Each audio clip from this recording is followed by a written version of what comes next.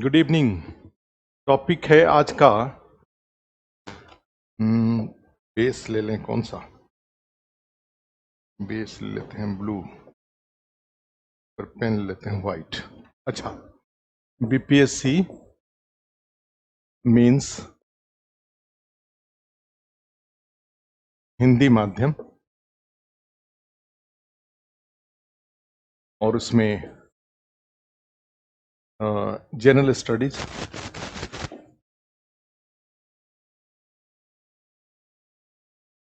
सामान्य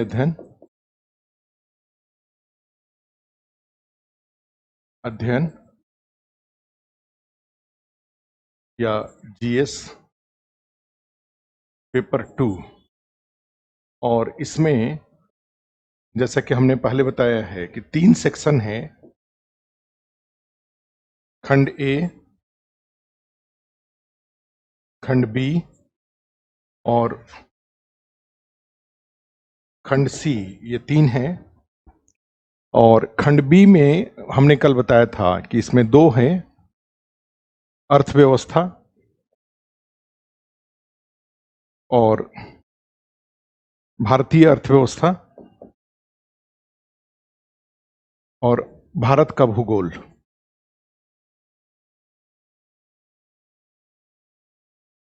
भारत का भूगोल। तो इसमें जाएंगे तो भारतीय, हमारा जो हम लोग जो टॉपिक स्टार्ट कर रहे हैं वो टॉपिक, ये भारतीय अर्थव्यवस्था वाला टॉपिक स्टार्ट कर रहे हैं हम लोग। ठीक है, तो यहाँ पे स्टैंड कर रहा है जी। और इसमें जाते हैं तो हेडिंग हो जाएगा भारतीय अर्थव्यवस्था। कल आपने लिखा होगा, जो कल के क्लास में नहीं थे उनके लिए, तो यहाँ पे ये भारतीय अर्थव्यवस्था और उसमें ये मुख्य परीक्षा के लिए है, सब्जेक्टिव है ये। और ये बिहार के संदर्भ में ये मुख्य विषय, यहाँ पे ये ध्यान रखने की बात है कि जो कुछ भी हम लोग पढ़ेंगे सब बिहार के संदर्भ में पढ़ेंगे, in the reference of Bihar पढ़ेंगे हम लोग। ठीक है, तो बिहार के संदर्भ का मतलब यहाँ पे अभी हम बताएंगे। तो इसमें सबसे पहले आप इसमें लिस्ट ऑफ टॉपिक्स लिखिए। लिस्ट ऑफ टॉपिक्स, या कहा जाए कि उसको बोलते हैं विषय सूची, जो टॉपिक हम आगे पढ़ने जा रहे हैं। ठीक है, जो टॉपिक पढ़ने जा रहे हैं उसका लिस्ट हमारे पास होने चाहिए। तो हम उसको पहले उसको नोट करते हैं, फिर उसके बाद एक एक टॉपिक हम उठा करके उसको करेंगे बिहार के संदर्भ में, और एग्जाम्पल भी मैं बताता हूं। तो विषय सूची में जाएंगे तो जो पहला टॉपिक है, first topic Indian economy mains में,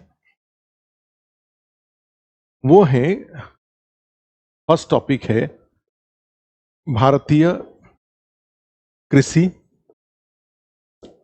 इंडियन एग्रीकल्चर। ठीक है, यहां पर भी इंपॉर्टेंट पार्ट है बिहार के संदर्भ में। भारतीय कृषि बिहार के संदर्भ में, और ये तो बड़ा टॉपिक है। पीटी में ये बहुत छोटा टॉपिक है, लेकिन मेंस में ये बड़ा टॉपिक है। ठीक है, ये mains in Indian agriculture Bihar के संदर्भ में।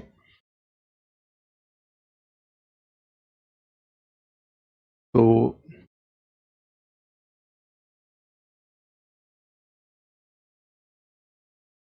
शंभू कुमार जी, ये जगह है, ये बात इतना लंबा सब लिखने का, इसके लिए तो फोन पे उनको मैसेज कर दीजिएगा, व्हाट्सएप कर दीजिएगा, तो वहां से सोल्यूशन वो दे देंगे आपको।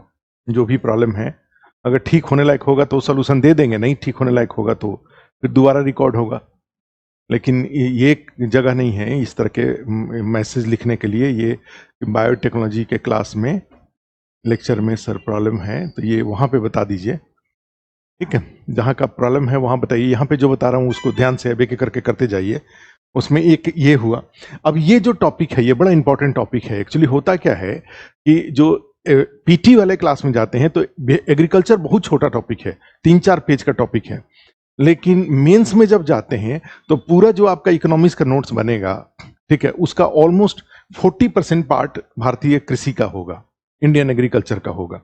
तो इसमें तो 40% तो आखिर कौन कौन से टॉपिक यहाँ पर हैं जिससे कि आपको 40% कॉपी का पार्ट ये ले लेगा, एग्रीकल्चर ले लेगा, तो उसमें नोट करिए। फिर इसके सब टॉपिक्स कौन कौन से हैं। अदरवाइज तो सीधे सीधे कोई भी कृषि का टॉपिक है तो उसको 3 पार्ट में डिवाइड करते ही हैं, 3 पार्ट में बांट करके उसकी चीजों को देखते हैं। वो होता है प्री हार्वेस्ट, हार्वेस्ट, हार्वेस्ट और पोस्ट हार्वेस्ट।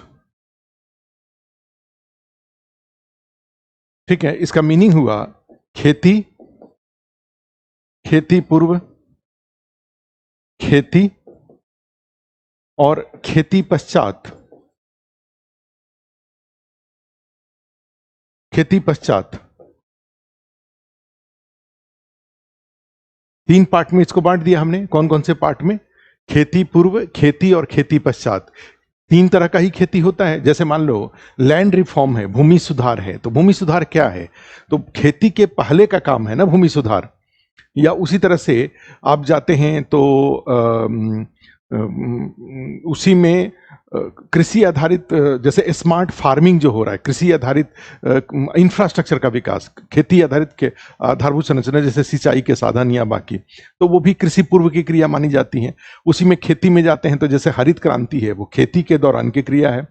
उस तरह से जानते हैं द्वितीय चरण की हरित क्रांति खेती के दौरान की क्रिया है।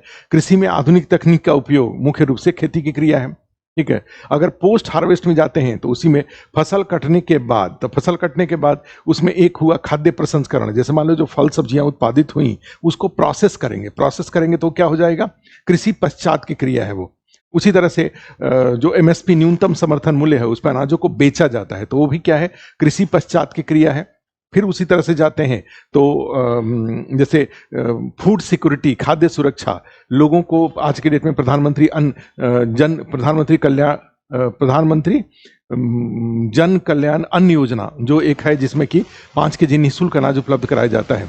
तो उसमें क्या हो जाता है, यहाँ पर वो पोस्ट हार्वेस्ट है। ठीक है, तो हमने क्या क्या कहा? हमने कई सारी बातें कही पोस्ट हार्वेस्ट में। एक कहा न्यूनतम समर्थन मूल्य, दूसरा कहा कृषि उत्पादों का भंडारण, तीसरा कहा कृषि उत्पादों का परिवहन, चौथा कहा कृषि उत्पादों का खाद्य का प्रसंस्करण, उसके बाद कहा खाद्य सुरक्षा। तो ये सारे जो टॉपिक हैं वो क्या है? कृषि पश्चात के टॉपिक हैं। कृषि के दौरान के टॉपिक, जैसे कृषि बीमा है वो कृषि के दौरान की खेती है। कृषि ये जो बीच वाला है उसके दौरान की है। ठीक है, तो ये होता है। अब फिर खेती पूर्व में यहाँ पे प्लस कुछ ऐसे टॉपिक होंगे जो तीनों से रिलेटेड होंगे। तो हमेशा ध्यान रखिए, कृषि से संबंधित जो भी उपाय अगर आप कभी पूछा जाए तो आप उसको इस तरह से 3 भाग में बांट के ही लिखेंगे। कौन कौन सा? कृषि पूर्व, कृषि और कृषि पश्चात। जैसे एक बड़ा कॉमन टॉपिक होता है आपदा प्रबंधन। इस सेक्शन बी में ही डिजास्टर मैनेजमेंट का एक टॉपिक आता है, बिहार में आपदा प्रबंधन, भारत में आपदा प्रबंधन के लिए उपाय। जैसे अभी जानते हैं कि करीब 12-13 जिले बाढ़ से प्रभावित हैं। उत्तर बिहार के मोस्टली जो जिले हैं वो बाढ़ से प्रभावित रहते हैं। तो बाढ़ तो एक आपदा है, तो आपदा से रिलेटेड कोई मेंस में क्वेश्चन आता है तो उसको क्या करते हैं? हमेशा 2 लाइन आपदा के बारे में लिखेंगे। अकॉर्डिंग टू SDMA, जो स्टेट डिजास्टर मैनेजमेंट अथॉरिटी या फिर नेशनल डिजास्टर मैनेजमेंट अथॉरिटी के अनुसार भारत में और स्टेट डिजास्टर मैनेजमेंट अथॉरिटी के अनुसार बिहार में जो आपदा की परिभाषा में कौन कौन सी गतिविधियां शामिल हैं, कौन कौन सी क्रियाएं शामिल हैं। तो आप जानते हैं कि उसमें बाढ़ आता है, उसमें सूखा आता है, उसमें आगजनी आता है, उसमें ठनका बिजली गिरना आता है। ठीक है, तो इस तरीके का उसमें बिहार में जैसे जाएंगे तो लैंडस्लाइड नहीं आता है, हाँ कटाव जरूर आता है उसमें। तो इस तरह से कई सारे उसमें जो कीड़े वगैरह कीट पतंग होते हैं उनका आता है। तो ये सब आपदा की परिभाषा में आता है, उसको लिखा। और उसके बाद आपदा प्रबंधन के लिए किए जा रहे उपायों को 3 भागों में बांटा जा सकता है, प्री डिजास्टर, डिजास्टर और पोस्ट डिजास्टर। और उसके बाद एक एक करके आपदा पूर्व क्या क्या उपाय किया जाएगा। तो पहले से जैसे देखेंगे बिहार में ही कोसी नदी की बात करें तो वहां पे बार बार अनाउंसमेंट लाउड स्पीकर से हो रहा था कि भाई नेपाल में जो तेज बारिश हुई है तो करीब 6 लाख क्यूसेक पानी इस डैम से छोड़ा जाएगा और ये शाम को छोड़ा जाएगा। तो कब कब आपके गांव तक पहुंच जाएगा, इससे पहले कि आपके गांव में आकर के वो पानी भर जाए आप गांव को छोड़ दीजिए। ठीक है, तो ये लाउड स्पीकर से जो अनाउंसमेंट है या अखबारों से या इंटरनेट से या बाकी टीवी के माध्यम से जो ये बातें बताई जा रही हैं, इसको क्या बोलेंगे? इसको प्री डिजास्टर बोलेंगे। अब बाढ़ गांव में आ गया तो नाव वगैरह के माध्यम से, नाव वगैरह के माध्यम से जो कुछ भी वो आपदा के दौरान हुआ, और उसके बाद आपदा पश्चात जब बाढ़ लौट जाएगा उसके बाद आप क्या करेंगे? ठीक है, तो ये पोस्ट डिजास्टर हुआ। तो बिहार सरकार द्वारा या केंद्र सरकार द्वारा इन तीनों संदर्भ में क्या किया जा रहा है? तो इस तरीके से ये जो आपदा प्रबंधन वाला टॉपिक है उसको 3 पार्ट में बांट करके उस क्वेश्चन का आंसर किया जाता है कि ठीक है, कोई भी क्वेश्चन आएगा तो उसी तरह से खेती से संबंधित भी कोई क्वेश्चन पूछता है तो इसी तरह से 3 भाग में बांट करके उसको किया जाता है। ठीक है, कृषि पूर्व, कृषि और कृषि पश्चात, इस तरह से 3 भाग में बांट करके आप लिखेंगे तो जो भी सुझाव हैं, सुझाव आपके चुनौतियां भी हो जाएगा और समाधान भी हो जाएगा, तीनों के तीनों। इससे जुड़ी चुनौती, इससे जुड़ी चुनौती, फिर इसी से जुड़ा हुआ समाधान। तो इससे अगर कोई एस्से आता है तो वो भी इस तरह से 3 भाग में बांट करके आप उसको लिख सकते हैं, और मेंस में कोई क्वेश्चन आता है तब भी आप लिख सकते हैं। तो सबसे अच्छा डिवीजन जो एग्रीकल्चर रिलेटेड इनिशिएटिव होता है, कृषि से जुड़े जो उपाय हैं उसके सबसे अच्छा जो सुझाव, जो आंसर लिखने का तरीका है वो तरीका यही वाला है, कृषि से जुड़ी चुनौतियां और कृषि से जुड़े हुए उपाय, केंद्र सरकार के उपाय और राज्य सरकार के उपाय, इस तरीके से होता है। तो ये इसमें है। तो फिर इस तीनों के बैकग्राउंड में जो हमारा जो सब टॉपिक आएगा उसमें जो एक एक करके आप टॉपिक लिख दीजिए। उसमें फर्स्ट एक टॉपिक होता है कृषि दशा एवं दिशा। कृषि दशा एवं दिशा फर्स्ट टॉपिक है, कृषि दशा एवं दिशा।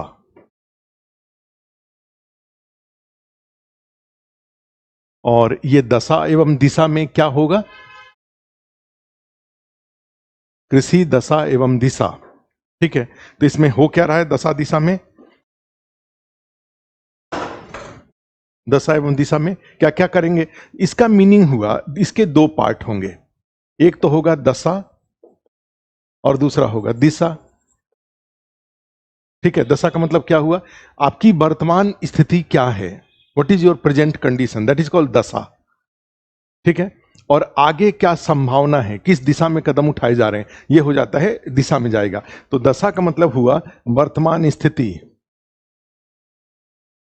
ठीक है, और दिशा का मतलब हुआ भविष्य, किस तरफ आप जा रहे हैं। ठीक है, जो भविष्य है ये भविष्य।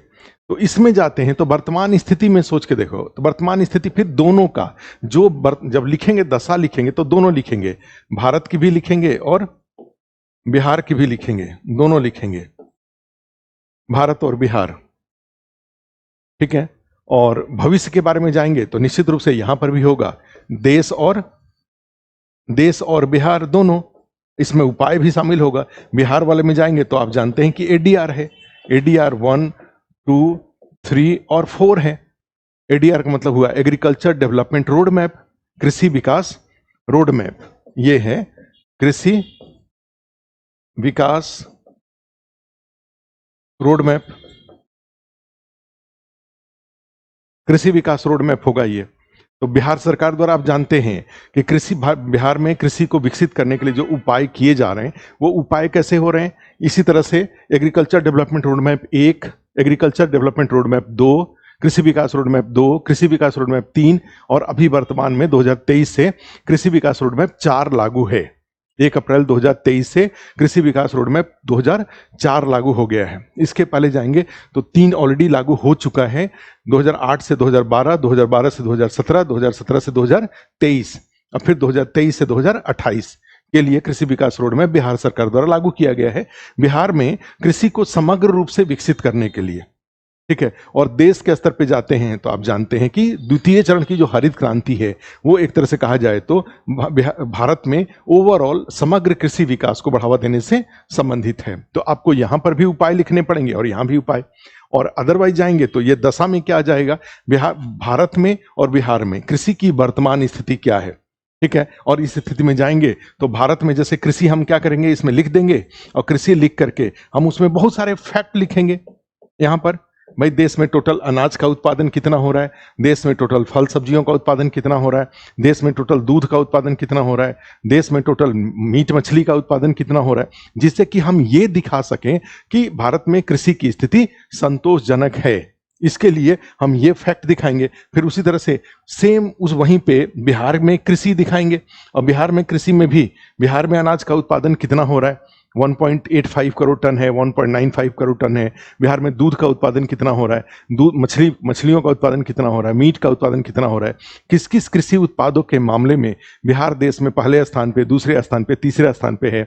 बिहार में जो एग्रीकल्चर डेवलपमेंट रोड मैप है उसकी उपलब्धियों के कारण बिहार में कौन कौन से ऐसे कृषि उत्पाद हैं जिन्हें जीआई टैग मिला हुआ है। बिहार को 5 बार कृषि कर्मण पुरस्कार मिला हुआ है। प्रति हेक्टेयर सबसे देश में सबसे अधिक उत्पादन के लिए कृषि कर्मण पुरस्कार केंद्र से मिलता है, तो वो बिहार को 5 बार मिला हुआ है।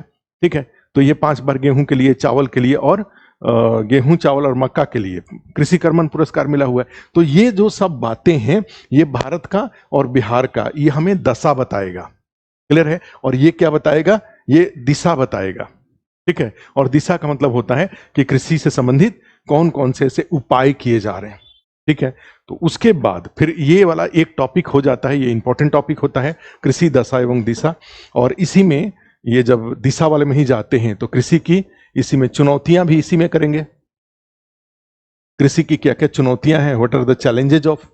इसी में कृषि की क्षमता भी होता है, कृषि की क्षमता, what is the potential of कहा जाता है उसको। कृषि की चुनौतियां और कृषि की क्षमता, बिहार में कृषि की क्या क्या क्षमता विद्यमान है, ऐसे कौन से पोटेंशियल हैं। जैसे नहीं कहा जाता है कि आपका सिलेक्शन हो जाएगा, तो ये सिलेक्शन हो जाएगा, इसका अनुमान कैसे लगाया जाए। तो इसके लिए सबसे अच्छा तरीका ये है कि आपका एक असेसमेंट किया जाता है। असेसमेंट किया जाता है आपके मेहनत करने की क्षमता, आपके सोचने की क्षमता, आपकी पॉजिटिविटी आपके अंदर में जो है। इससे क्या होता है, पीटी के दौरान, मेंस के दौरान, इंटरव्यू के दौरान ये सारे आपके पर्सनालिटी के ट्रेट आएंगे और आएंगे, उसके आधार पे आपका सिलेक्शन हो जाता है।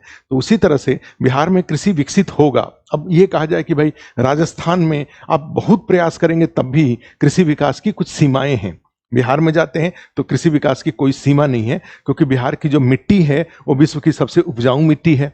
बिहार में सब कृषि के लिए आप जानते हैं सबसे ज्यादा पानी चाहिए, वो बिहार में सबसे ज्यादा पानी है। बिहार में तो पानी थोड़ा ज्यादा ही पानी हो गया है। ठीक है, आज की डेट में जाएंगे तो नदियों का पूरा जाल बिछा हुआ है बिहार में। ये जो पानी नदियों में है और वर्षा का जो पानी है, इसको ठीक से अगर प्रबंधन कर दिया जाए तो हमारे पास ना बाढ़ की समस्या रहेगी, ना सूखे की समस्या रहेगी। आप खेती में इतना अच्छा खेती कर सकते हैं, इमेजिन नहीं कर सकते हैं। अब इसमें जाएंगे तो जैसे मैं अपने गांव की बात करूं तो हमारे गांव में क्या था कि जैसे घाघरा नदी है, तो घाघरा नदी में एक बड़ी सी नदी आके मिलती थी और उसके साथ एक छोटी सी नदी होती थी जिसको बरसाती नदी बोलते थे। अब ये बरसाती नदी में तो इस एरिया में पूरा पानी होगा तो इस नदी में आएगा, और आकर के यहाँ पर क्या किया गया था कि एक डैम बनाया था। एक नेता थे, रामानंद यादव एक नेता थे, कांग्रेस पार्टी के नेता थे, सेंट्रल में मिनिस्टर थे। तो उन्होंने क्या किया कि इस एरिया में सिंचाई के लिए उन्होंने एक डैम बना दिया। अब डैम बना दिया और उसके बाद क्या हुआ कि ये डैम यहाँ पे था या यहाँ पे था, हमने देखा नहीं है उस डैम को। तो यहाँ पे शायद उन्होंने यहाँ पे उन्होंने एक डैम बना दिया जिससे कि इसमें पानी रहे। और बाद में क्या हुआ कि ये डैम, ये जो इसका फाटक था वो जाम हो गया और फिर चीजें खराब होती चली गई बिहार में। अब आप इस बात को समझ ही रहे हैं, तो खराब होती चली गई। तो क्या होता था कि ये बरसाती नदी से जो पानी आता था, उस पानी एकदम भर जाता था इसमें, और भर करके हमने बचपन में बहुत बार देखा है, हर साल बांध टूटेगा और पूरा ये धान का जो खेती होती हुआ रहता था, या इस साइड टूटेगा या इस साइड टूटेगा, और खूब मछली, एक ही चीज अच्छा रहता था, खूब मछली मिलता था, और अदरवाइज सब धान उन सब डूब जाते थे। ठीक है, बाद में लोगों ने क्या किया कि किसी तरीके से इस बांध को, ये जो यहाँ पे डैम बना हुआ था, वो डैम तो शायद वैसे ही है, लेकिन लोगों ने साइड से बांध को काट दिया, या डैम का फाटक खुल गया या क्या हुआ। तो अब क्या होता था कि बरसात का पानी नहीं आता था और चला जाता था, धीरे धीरे नदी डेड होने लगी। और बिहार में पानी भी, बारिश भी कम हो रही है। पूरे देश में जाएंगे तो बारिश सरप्लस हुआ है। बिहार एक रेन डेफिसिट स्टेट है, और इसका भी बहुत बड़ा कारण है कि क्यों रेन डेफिसिट स्टेट। करीब 17 से 20% के आसपास कम बारिश हुई है बिहार में, और ये इस साल नहीं हुआ, हर साल हो रहा है ऐसा। बिहार में बाढ़ तो आ रहा है, बिना बाढ़ के ही बिहार में, बिना बारिश के ही बिहार में बाढ़ आ रहा है। और उसके लिए कारण आप समझ रहे हैं कि दोनों कारण, नेपाल की नदियां भी उत्तरदायी हैं, और जो गंगा नदी में जो बाकी उसके ऊपरी क्षेत्र में जो पानी हो रहा है, बारिश हो रहा है, वो पानी जाकर के बिहार में जमा हो जा रहा है नीचे क्षेत्र होने के कारण, और खूब बाढ़ आ रहा है बिहार में। तो बिना बारिश के, तो एक इसमें सिचुएशन क्या आया कि जब इसमें कहीं से इसमें पानी आया, जब ये गंगा नदी में पानी आया तो घाघरा में पानी आ गया, घाघरा में पानी आया तो इस नदी में पानी आ गया, इस नदी से पानी इस नदी में आ गया। और इस नदी में पानी आ गया तो पानी भर गया। पता चला कि बहुत सालों बाद इस नदी में पानी आया। तो हमने एक ही चीज छूटते हुए उनसे पूछा, चूंकि बारिश तो हो नहीं रही थी बिहार में, कि क्या इस नदी में जो पानी आया, इस पानी को काट करके लोगों ने इधर पानी इकट्ठा कर लिया है खेती के लिए? अर्थात इसका मतलब क्या हुआ कि ये जो नदी है, हमारे गांव वाली नदी है, अगर इसमें पानी जो आया, अगर काट करके उसको अगर हम धान की खेती दोनों साइड में जो हुआ है उधर पानी ले लेते हैं, तो अगले 2-3 महीने तक सिंचाई की जरूरत नहीं पड़ेगा। और सिंचाई की जरूरत नहीं पड़ेगा तो किसानों के पैसे ही बच जाएंगे और खूब अच्छा धान हो जाएगा। तो सोचो, मन कहा जाए कि दुर्घटना बस इसमें पानी आ गया, और वो पानी को गांव वालों ने, तो छुट्टे लोगों ने बताया कि हाँ, लोगों ने काट लिया, लोगों ने काट करके पानी ले लिया है दोनों साइड में धान में पानी ले लिया गया है। डूबा नहीं है धान, लेकिन पानी ले लिया गया है।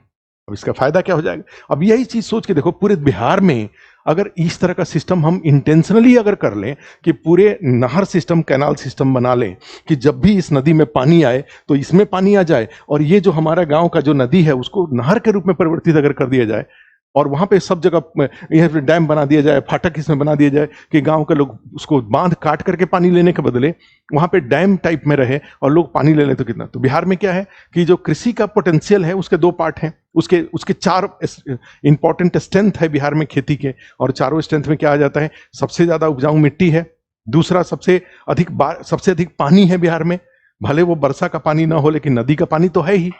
तीसरा होता है कि कृषि एक लेबर इंटेंसिव क्रिया है, श्रम प्रधान क्रिया है, और श्रम प्रधान क्रिया है तो भाई आपके पास मजदूर होने चाहिए। जैसे पंजाब हरियाणा के, आज बिहार का दुर्भाग्य है कि पंजाब हरियाणा में बिहार के मजदूर जाकर के पंजाब हरियाणा की खेती कर रहे हैं। अगर ये मजदूर अगर बिहार में ही रोक लिए जाएं, बिहार में कृषि विकसित कर दी जाए, तो ये मजदूर वहां से नहीं जाएंगे, और नहीं जाएंगे तो उसका फायदा क्या होगा कि हमारे यहाँ तो खेती एक श्रम प्रधान क्रिया है, श्रमिक जरूरी होता है। और बिहार में जो तीसरा, जो मोस्ट इंपॉर्टेंट स्ट्रेंथ हुआ, मिट्टी, पानी, मजदूर, ये तीनों बिहार में है। इसका मीनिंग है कि इन तीनों का यूज करके हम तेजी से खेती कर सकते हैं, बहुत अच्छा खेती कर सकते हैं। और चौथा, फोर्थ, मान लो खेती कर लिया, अब पंजाब के साथ दिक्कत क्या है, वो खेती तो कर लेते हैं लेकिन उनको बेचने के लिए हमेशा स्ट्रगल रहता है। बिहार के साथ अच्छी बात यह है कि यहाँ पे 13 करोड़ की जनसंख्या हमारी है। ये 13 करोड़ की जनसंख्या होने का फायदा ये है कि हमें खेती के लिए कोई ग्राहक खोजने की आवश्यकता नहीं है। पोस्ट हार्वेस्ट जो जरूरतें हैं वो हम आराम से पूरा कर लेते हैं। तो हमारे यहाँ अगर अच्छे से खेती हो तो हमें दूसरे राज्य से कोई अनाज लेने की, फल सब्जी लेने की जरूरत नहीं है, हमारे अपना ही खेती अनाज हमारा यूज हो जाएगा। ठीक है, तो इस रूप में जाएंगे तो ये बड़ी अच्छी बात है कि बिहार में ये चारों चीज है। तो वही हमने कहा आपसे यहाँ पर कि जैसे एक कृषि की चुनौतियां भी हैं और कृषि की क्षमता भी है, तो हमारे पास चारों क्षमता है, चुनौतियां भी है। हम लोग करेंगे इसको जब क्लास करेंगे तो एक तो इंट्रोडक्शन कर लेंगे, दूसरा उसके बाद दशा की कर लेंगे, और दशा करने के बाद फिर हम लोग क्या करेंगे, दिशा करेंगे, और दिशा करेंगे तो उसमें कृषि की चुनौतियां कर लेंगे, कृषि की क्षमता कर लेंगे, और उसके बाद भारत सरकार द्वारा किए जा रहे उपाय और राज्य सरकार द्वारा किए जा रहे उपाय। तो हमारा टॉपिक कंप्लीट हो जाएगा। क्लियर है ये? और अदरवाइज शॉर्ट नोट्स में अगर मान लो जो इकोनॉमिक्स का जो सेकंड, और ये अच्छी बात ये होगी कृषि को अगर हम लोग ठीक से करेंगे तो ये ज्योग्राफी जो पूरे सेक्शन बी का, सेक्शन बी में जीएस पेपर 2 के सेक्शन बी में जो इकोनॉमी ज्योग्राफी है, तो एग्रीकल्चर के साथ अच्छी बात है कि वो इकोनॉमी में भी है और वो ज्योग्राफी में भी है। ठीक है, तो यहां से जो भी शॉर्ट नोट्स आएगा वो शॉर्ट नोट्स इस टॉपिक से हमारा हो जाएगा। ठीक है, तो एक टॉपिक आपने ये लिखा, कृषि दशा एवं दिशा। अब दूसरा टॉपिक लिखिए, यहां पे सेकंड टॉपिक कौन सा है एग्रीकल्चर में? एक आता है कि क्वेश्चन अगर मान लो पूछा जाए, कृषि का योगदान, कृषि का योगदान, कंट्रीब्यूशन ऑफ एग्रीकल्चर, दूसरा टॉपिक हो जाएगा कृषि का योगदान। ठीक है, कृषि का योगदान। तो अब आपसे कुछ, जैसे एक स्टेटमेंट आता है कि भारतीय कृषि अर्थव्यवस्था की रीढ़ की हड्डी है, Indian agriculture is the backbone of Indian economy, ये स्टेटमेंट आ जाए। अब इसको जस्टिफाई करने के लिए आपसे कहा जाए कि इस वक्तव्य की उदाहरण के साथ पुष्टि करें। भारतीय कृषि भारतीय अर्थव्यवस्था की रीढ़ की हड्डी है, इस वक्तव्य की उदाहरण के साथ पुष्टि करें। अगर ये क्वेश्चन आ जाता है तो ये क्वेश्चन को आप कैसे, तो यही यहां पे है, मैंने यही लिख रखा है, कृषि का योगदान। तो कृषि का योगदान को आप कैसे लिखेंगे? ठीक है, इसमें ये आता है। तो निश्चित रूप से इसको जब इस टॉपिक को हम लोग लिखने जाते हैं, ठीक है, तो लिखने जाते हैं तो इसको 3 भाग में बांट लेते हैं। जैसे अर्थव्यवस्था में जाएंगे, योगदान में जाते हैं, तो इसका एक सामाजिक योगदान है कृषि का,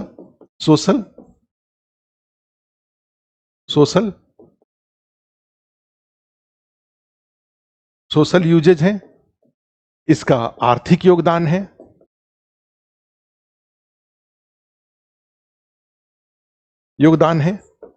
इसका राजनीतिक योगदान भी है,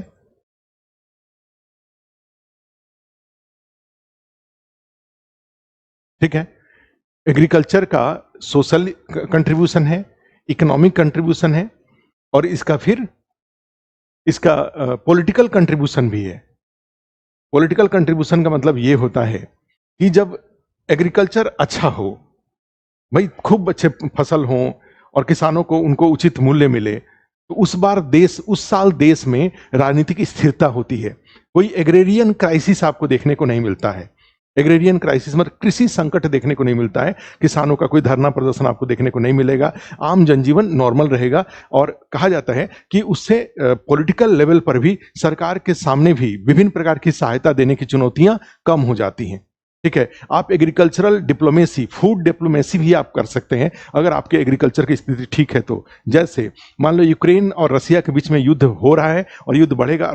यूक्रेन जो था वो बहुत बड़ा व्हीट का एक्सपोर्टर था, अब वहां पे युद्ध हो रहा है तो वो व्हीट एक्सपोर्ट तो कर नहीं पाएगा क्योंकि उसके यहाँ दिक्कत है। रसिया ने भी कई जगह बैन लगा रखा है। तो ऐसी स्थिति में क्या होगा कि जहां पे यूक्रेन का व्हीट जाता था, गेहूं जो एक्सपोर्ट होता था, वहां पे इंडिया अपना भेज सकता है। या किसी देश में मान लो जैसे अफगानिस्तान ही है, तो आपने देखा था कि 50,000 टन गेहूं इंडिया ने अफगानिस्तान को भेजा, और अफगानिस्तान को इस बात का भरोसा रहता है। आपने श्रीलंका में बड़े पैमाने पे चावल भेजा। तो इस तरीके से चावल और गेहूं की डिप्लोमेसी आप कर सकते हैं। कई बार चावल गेहूं इसमें मान लो अगर हमने जैसे पाम ऑयल है जो कि साबुन में कई जगहों पे इस्तेमाल होता है, पाम ऑयल, ठीक है।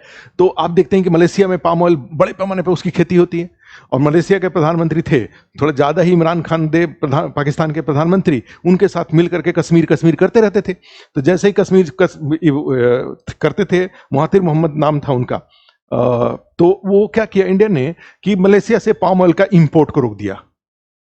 और जैसे ही इंडिया ने पाम ऑयल के मलेशिया से इंपोर्ट को रोका, मलेशिया का जो पाम ऑयल है वो तो बिल्कुल जो उसके फसल से तब तैयार थे, वो एकदम से वहां हाहाकार मच गया। और बाद में पता चला कि महातिर मोहम्मद को वहां पे हटना पड़ा, और हटने के बाद फिर वहां के जो नए प्रधानमंत्री आए वो कश्मीर पे अपना टोन उन्होंने डाउन किया, और डाउन किया तब जा करके। तो अगर अब इसका मीनिंग क्या हो जाएगा कि अगर पाम ऑयल जो इंपोर्ट करते हैं आप, अगर उसका सब्स्टिट्यूट आप अपने देश में खोज लेते हैं, तो आपको मलेशिया जैसे देश के साथ आप टफ डिप्लोमेटिक जो पॉलिसीज हैं उसको फॉलो कर सकते हैं। तो इसका फिर कहने का मतलब ये हुआ, इसका राजनीतिक योगदान भी है, इसका आर्थिक योगदान में भी जाएंगे तो देखेंगे बड़ी सारी फैक्ट्रियां एग्रीकल्चर पर ही बेस हैं, ठीक है। कई तरह के उद्योग हैं जिनका कच्चा माल एग्रीकल्चर से ही जाता है। जैसे सूती कपड़ा उद्योग एग्रीकल्चर से ही, कपास जाएगा, फिर उसी तरह से जूट इंडस्ट्रीज एग्रीकल्चर से ही जाएगा, चाय कॉफी एग्रीकल्चर से ही जाएगा, रबड़ इंडस्ट्री एग्रीकल्चर से ही जाएगा, उसी तरह से तंबाकू उद्योग, उसी तरह से चमड़ा उद्योग लेदर इंडस्ट्रीज, उसी तरह से जाएंगे तो शुगर इंडस्ट्रीज, उसी तरह से बेवरेजेज वाले जो उद्योग हैं, उसी तरह से जाएंगे तो बड़े सारे फूड प्रोसेसिंग से रिलेटेड इंडस्ट्रीज हैं। तो कई तरह के उद्योग हैं जो कि एग्रीकल्चर पर बेस हैं। तो इसका मीनिंग हुआ कि फर्टिलाइजर इंडस्ट्री, जो भी फर्टिलाइजर बनता है वो खेती में ही तो यूज होता है, ठीक है। तो बड़े पैमाने पे उद्योग हैं, कृषि पर आधारित हैं। इसका मीनिंग क्या हुआ कि कृषि औद्योगिक विकास में भी सहयोग कर रहा है, ठीक है। उसी तरह से जाते हैं तो उसी तरह से सेवा क्षेत्र में जाते हैं तो जैसे Indian agriculture insurance company, national agriculture insurance company है, वो पूरे प्रधानमंत्री फसल बीमा योजना के तहत बड़े पैमाने पे करोड़ों किसानों को, 10 करोड़ के आसपास किसानों को फसल बीमा योजना के दायरे में लाया गया है। तो इससे सोचो एक बीमा व्यवसाय को बढ़ावा मिला। उसी तरह से किसान क्रेडिट कार्ड, 10 करोड़ से अधिक किसानों को आप किसान क्रेडिट कार्ड के थ्रू कर्ज उपलब्ध करा रहे हैं, तो इससे बैंकिंग को बढ़ावा मिल रहा है। उसी तरह से बड़े पैमाने पे कृषि उत्पादों का आप निर्यात करते हैं, एक्सपोर्ट करते हैं, तो उससे भी आपका उससे भी अर्थव्यवस्था को बढ़ावा मिलता है। तो यहां पे देखने की बात क्या है कि कृषि आपको क्या कर रहा है, आर्थिक योगदान भी दे रहा है, कृषि सामाजिक योगदान कैसे देता है, सामाजिक सहयोग कैसे देता है? तो सामाजिक सहयोग में जाएंगे तो यहाँ पे भाई फूड सिक्योरिटी, लोगों खाद्य सुरक्षा लोगों के जीवन की अनिवार्य आवश्यकता है। अगर लोगों के पास अनाज नहीं रहेगा, लोगों के पास न्यूट्रिएंट्स फूड नहीं रहेंगे, पोषक उत्पाद नहीं रहेंगे, फल सब्जियां, दूध दही मीट मछली नहीं रहेंगी, तो जीवन में मृत्यु दर बढ़ जाएगा, शिशु मृत्यु दर बढ़ जाएगा, मैटरनल बढ़ जाएगा, ओवरऑल मृत्यु दर बढ़ जाएगा। तो लोगों के हेल्दी जीवन के लिए जरूरी है कि अनाज हो, फल सब्जियां मीट मछली सब कुछ हो, और ये कृषि देता है। तो कृषि खाद्य सुरक्षा सुनिश्चित करता है। उसी में जाएंगे तो कृषि आपका रोजगार के अवसर उपलब्ध कराता है। आप भी जानते हैं कि अराउंड 50% जो इंडिया में वर्क फोर्स है वो एग्रीकल्चर में इन्वॉल्व है, कृषि में है। 49% के आसपास बिहार की बात करें तो ऑलमोस्ट मोर देन 70% जो जनसंख्या है, जो वर्किंग फोर्स है, वो कृषि में एग्रीकल्चर के कृषि में इन्वॉल्व है रोजगार के लिए। तो यहां पे जाएंगे तो ये रोजगार भी, खाद्य सुरक्षा भी उपलब्ध कराता है, रोजगार भी उपलब्ध कराता है। इसके अलावा जाएंगे तो सामाजिक संबंधों को मजबूत, ग्रामीण जीवन में, जो कि भारत में 65% लोग गांव में रहते हैं, बिहार में जाएंगे तो 85% लोग जो गांव में रहते हैं। कृषि सामाजिक संबंधों का एक आधार भी है। आप दूसरे खेत पे काम करते हैं, वो आपके खेत पे काम करते हैं, ठीक है। तो इस सामाजिक सहयोग को भी बढ़ावा देता है। कृषि में जाएंगे तो बड़े सारे कल्चरल बेस भी कृषि पे है, कई सारे हमारे त्योहार हैं, ठीक है, कई सारे जो फेस्टिवल्स वगैरह हैं वो कृषि पर आधारित हैं। तो कृषि के आधार पर हम फेस्टिवल्स भी मनाते हैं। इसमें भी लोगों से, माने कल्चरली ये भी कंट्रीब्यूट करता है, सोशली भी कंट्रीब्यूट करता है। तो इस तरीके से जाएंगे तो एग्रीकल्चर हमें मल्टीपल एंगल से हमें कंट्रीब्यूट कर रहा है। ओवरऑल जीडीपी में भी कंट्रीब्यूट करता है, राज्य के जीएसडीपी में भी कंट्रीब्यूट करता है, रोजगार में भी कंट्रीब्यूट करता है, एक निर्यात में भी कंट्रीब्यूट कर, विदेश व्यापार में भी कंट्रीब्यूट करता है, शेयर बाजार में भी कंट्रीब्यूट करता है, बैंकिंग विकास में भी कंट्रीब्यूट करता है, कृषि जो बीमा व्यवसाय है उसमें कंट्रीब्यूट करता है, औद्योगिक विकास में कंट्रीब्यूट करता है, खाद्य सुरक्षा में कंट्रीब्यूट करता है। तो बड़े सारे इस तरह की चीजें हैं जिसमें कि जाएंगे तो ये हमारे लिए एक इंपॉर्टेंट टॉपिक होता है। ध्यान रखिएगा, कौन सा? कृषि का योगदान। और इसको आपको प्रश्न की मांग के अनुसार अच्छे से एग्जाम्पल दे दे करके आपको लिखना पड़ेगा। जो दशा में जो हमने फैक्ट लिख रखा है वो सारा फैक्ट उठ करके यहाँ पे आएगा। जैसे जब हम लिखेंगे कि खाद्य सुरक्षा में योगदान करता है तो हम लिखेंगे कि प्रति व्यक्ति दूध की उपलब्धता कितनी है, प्रति व्यक्ति अनाज उपलब्ध कितना है, टोटल अनाज कितना देश में हो रहा है, टोटल यहाँ पर एग्जाम्पल के रूप में हम लेंगे और ये प्रमाणित करेंगे कि किस प्रकार।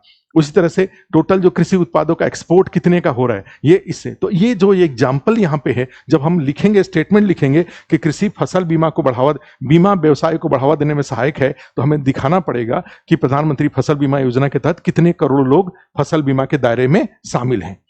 हम जब लिखेंगे कि कृषि बैंकिंग व्यवसाय को बढ़ावा देने में सहायक है, तो हमें लिखना पड़ेगा, वहां पे एक फैक्ट देना पड़ेगा कि वर्तमान में कितने किसान क्रेडिट कार्ड यूज करते हैं, या कितने किसान पीएम किसान सम्मान निधि है जो उसमें 2-2 हजार रुपए जो जाता है, तो 2-2 हजार जा रहा है, तो इस 2-2 हजार में से उससे तो कितने बैंकिंग व्यवसाय से कितने लोग, माने बैंकिंग व्यवसाय से कितने किसान जुड़े हुए हैं प्रधानमंत्री किसान सम्मान निधि के माध्यम से। तो इस तरीके से हमें एग्जाम्पल देने पड़ेंगे, ठीक है। तो ये दूसरा एक मोस्ट इंपॉर्टेंट टॉपिक है जो कि हमें जानना होगा, कृषि का योगदान। उसके बाद एक और टॉपिक होता है, ठीक है, जो हमें जानना चाहिए। वैसे उसको रिपीट भी होता है, उसके तथ्य कई जगह रिपीट होते हैं, लेकिन फिर भी आपको रखना चाहिए। कृषि योजनागत विकास के दौरान कृषि, इसका टॉपिक है योजनागत विकास के दौरान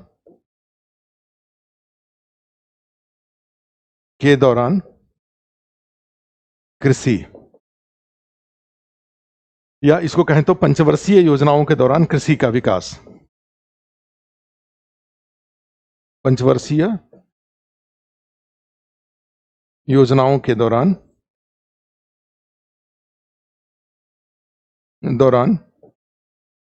कृषि का विकास। ये टॉपिक अभी इसलिए शुरू में लिखवा दे रहा हूं कि आपको, चूंकि बहुत सारे टॉपिक हैं जो आते आते काफी टाइम लगेगा, तो अभी से ही एक इंप्रेशन आपके पास रहे कि वी कैन डू इट, हम कर लेंगे, इसको अच्छे से कर लेंगे, और उसका क्या इंपॉर्टेंस है। तो ये पंचवर्षीय, जैसे एग्जाम्पल के रूप में देखें, पंचवर्षीय योजनाएं, आप जानते हैं कि प्रथम पंचवर्षीय योजना 1951 में स्टार्ट हुई। तो प्रथम पंचवर्षीय योजना का मुख्य फोकस ही कृषि है, कृषि विकास उसका मुख्य फोकस है, ठीक है।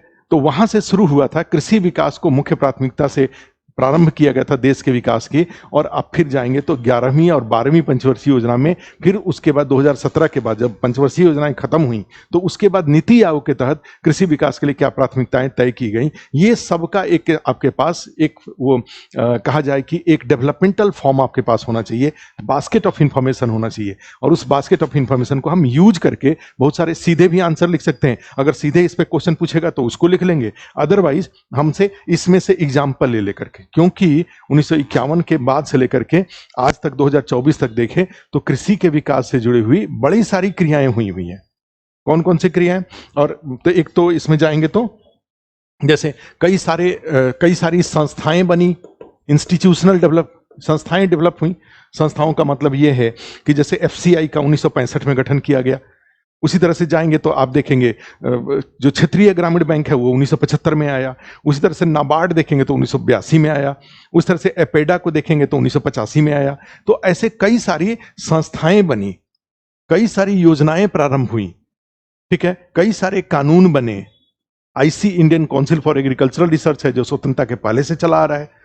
तो ये सब आपको एक लिस्ट आउट करने पड़ेंगे कि एग्रीकल्चर डेवलपमेंट के लिए कौन सी संस्थाएं पंचवर्षीय योजनाओं के दौरान, कौन सी संस्थाएं, कौन सी योजनाएं प्रारंभ की गई, ठीक है, और फिर कौन कौन से कानून बनाए गए, चूंकि कई सारे कानून भी आए। और बिहार फिर उसी में जाते हैं तो बिहार में आप जानते हैं कि 2008 से कृषि विकास के लिए कृषि विकास रोड मैप आया। तो ये सब इसमें पंचवर्षीय योजनाओं में, लेकिन उसके साथ साथ ये संस्थागत विकास जो किए गए, ठीक है, एफसीआई का गठन किया गया, उसके बाद फिर आपका इसका क्षेत्रीय ग्रामीण बैंक का गठन किया गया, फिर नाबार्ड का गठन किया गया, फिर उसके बाद किसान क्रेडिट कार्ड की शुरुआत की गई, उसके बाद खाद्य सुरक्षा के संदर्भ में जाएंगे तो प्रधानमंत्री अंत्योदय अन्न योजना की शुरुआत की गई, प्रधानमंत्री ग्राम सड़क योजना ने भी कृषि को बढ़ावा देने में बड़े पैमाने पर योगदान किया, द्वितीय चरण की हरित क्रांति शुरू हुई, प्रथम चरण की हरित क्रांति 1966 के बाद प्रारंभ हुई। तो ये सब बातों को लेते हुए हमें चीजों को आगे बढ़ाना होगा। योजनाएं बहुत सारी प्रारंभ की गई। खैर, तो उसमें एक एग्जांपल और इसमें आता है कि देखो कितना ही अच्छी बात है कि पॉलिसी का कितना अच्छा वो होता है। जैसे इसमें क्या होता है कि जैसे एक है, माने पूरे देश को कुछ जोन में बांटा गया है, और जोन में बांट करके तब कृषि की पॉलिसी, माने पूरे देश के लिए एक तरह की पॉलिसी आप नहीं अपना सकते। तो 9th 5 ईयर प्लान में क्या किया गया कि पूरे देश को 4 कृषि भागों में बांटा गया था। हम अभी लिखने की जरूरत नहीं है, इसको लिखिएगा नहीं, अभी सुन लीजिए केवल, ये खाली टॉपिक लिखिए। तो उसमें क्या होगा, 4 जोन में बांटा गया था। क्योंकि आप जानते हैं कि मध्य भारत जो है उसकी ज्योग्राफिकल कंडीशंस अलग हैं। जो ये वेस्टर्न और ये हिमालय वाला जो जोन है ये 4 नंबर में है, इसका ज्योग्राफिकल और क्लाइमेटिक कंडीशन अलग है। ये जो 2 नंबर वाला है राजस्थान गुजरात वाला जो एरिया है, इसका ज्योग्राफिकल और क्लाइमेटिक कंडीशन अलग है। और ये पंजाब हरियाणा उत्तर प्रदेश बिहार वाला जो एरिया है, इसका ज्योग्राफिकल और क्लाइमेटिक कंडीशन अलग है। तो आप क्या कर सकते हैं, सारे एरियाज के लिए एक तरह का पॉलिसी आप फॉलो नहीं कर सकते। तो 9th 5 ईयर प्लान में इनको आके समझ में आया कि हमें क्या करना चाहिए, रीजनल डाइवर्सिटीज के अकॉर्डिंग हमें एग्रीकल्चरल डेवलपमेंट इनिशिएटिव लेना चाहिए, ठीक है, माने क्षेत्रीय आवश्यकताओं के अनुसार हमें कृषि विकास के उपाय करने चाहिए। ये इनको समझ में आया 9th 5 ईयर प्लान में जाके, और इन्होंने इसके लिए उपाय किया। और इस उपाय में एक बड़ा अच्छा आता है कि बाद में BGREI बिहार वगैरह के संदर्भ में सेंट्रल गवर्नमेंट ने एक योजना प्रारंभ करी, उसका नाम था bringing green revolution in eastern India. BGREI 2012 में 2011-12 के बजट में डिक्लेयर हुआ और 2012 से लागू हुआ ये, ठीक है। इस तरह के उपाय किए गए रीजनल बेस पर, हम लोग करेंगे उसको। इसी को 9th 5 ईयर प्लान में जो डिसीजन लिया गया था उसी को कंटिन्यू करते हुए, जारी रखते हुए, जो 10th 5 ईयर प्लान था उसमें देखो कितना अच्छा उपाय लिया गया। 10th 5 ईयर प्लान में ये खत्म नहीं किया गया, इसको जारी रखते हुए 9th वाले को, जो कि किसी भी प्लान में 5 साल का प्लान है, कोई इनिशिएटिव अगर होगा तो ऐसा नहीं होगा कि एकदम से वो खत्म हो जाएगा। फिर वो क्या होगा, वो कई सालों तक चलते रहेगा आगे। फिर 10th आ गया, 10th में सोचो कितनी अच्छी अच्छी प्रायोरिटी तय की गई, क्योंकि हमारे सामने 10वीं पंचवर्षीय योजना है 2002 से लेकर के 2007 के बीच में 10th 5 ईयर प्लान है। और देश के सामने एक सबसे बड़ी चुनौती ये आ रही है कि ये जो हमारे जो मेहमान हैं, वो मेहमान जो पता चला कि बड़े उछल कूद करके 1.2 करोड़ 120 करोड़, ऐसे प्रधानमंत्री बहुत दिन तक अटके हुए थे 120 करोड़ पे, 120 करोड़ की जनसंख्या अब पता चलता बढ़ते बढ़ते 140 करोड़ हो गया, और ये बढ़ते बढ़ते थोड़े दिन के अंदर में 160 करोड़ हो जाएगा। और अभी के टाइम पे दिखाऊं तो देखो, इसमें आपको दिखेगा कि किस तरह से देश की जनसंख्या 145 करोड़ से ज्यादा हो गया। अभी भी प्रधानमंत्री 140 करोड़ पे अटके हुए हैं, क्योंकि बीच बीच में आप देखते हैं कभी कभी वो देश के, मेरे देशवासियों और 140 करोड़ की जनसंख्या, population, India population, India population जो लेटेस्ट है, देखो 145 करोड़ दिखाई दे रहा है यहां पे जनसंख्या। ये जो जनसंख्या है वो दिनों दिन बढ़ते जा रहा है। ये सोचो 145 करोड़ की जनसंख्या है, तो 145 करोड़ की जनसंख्या के लिए, और जमीन तो नहीं बढ़ रहा है, जमीन तो उतना ही है, और जनसंख्या कितनी बढ़ती क्या होते जा रहा है, जनसंख्या बढ़ती जा रही है। तो ऐसी स्थिति में देश के सामने एक सबसे बड़ी चुनौती क्या है कि भाई हमारे पास ये जो जमीन है वो जमीन सीमित है, जितना है उतना ही है। और ये जो मेहमान है, खाने वाले जो मेहमान हैं, अगर हम पॉपुलेशन वाच की बात करें, ठीक है, इसको देखोगे तो और आपको दिख के अच्छा लगेगा। अच्छा क्या लगेगा, ये भी होगा, मेकिंग ऑफ नेशन है पॉपुलेशन वाच।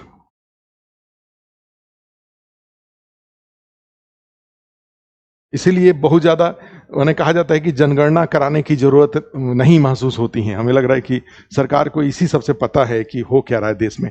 हर मिनट, ठीक है, हर मिनट पता चला कि लोगों का पॉपुलेशन वॉर,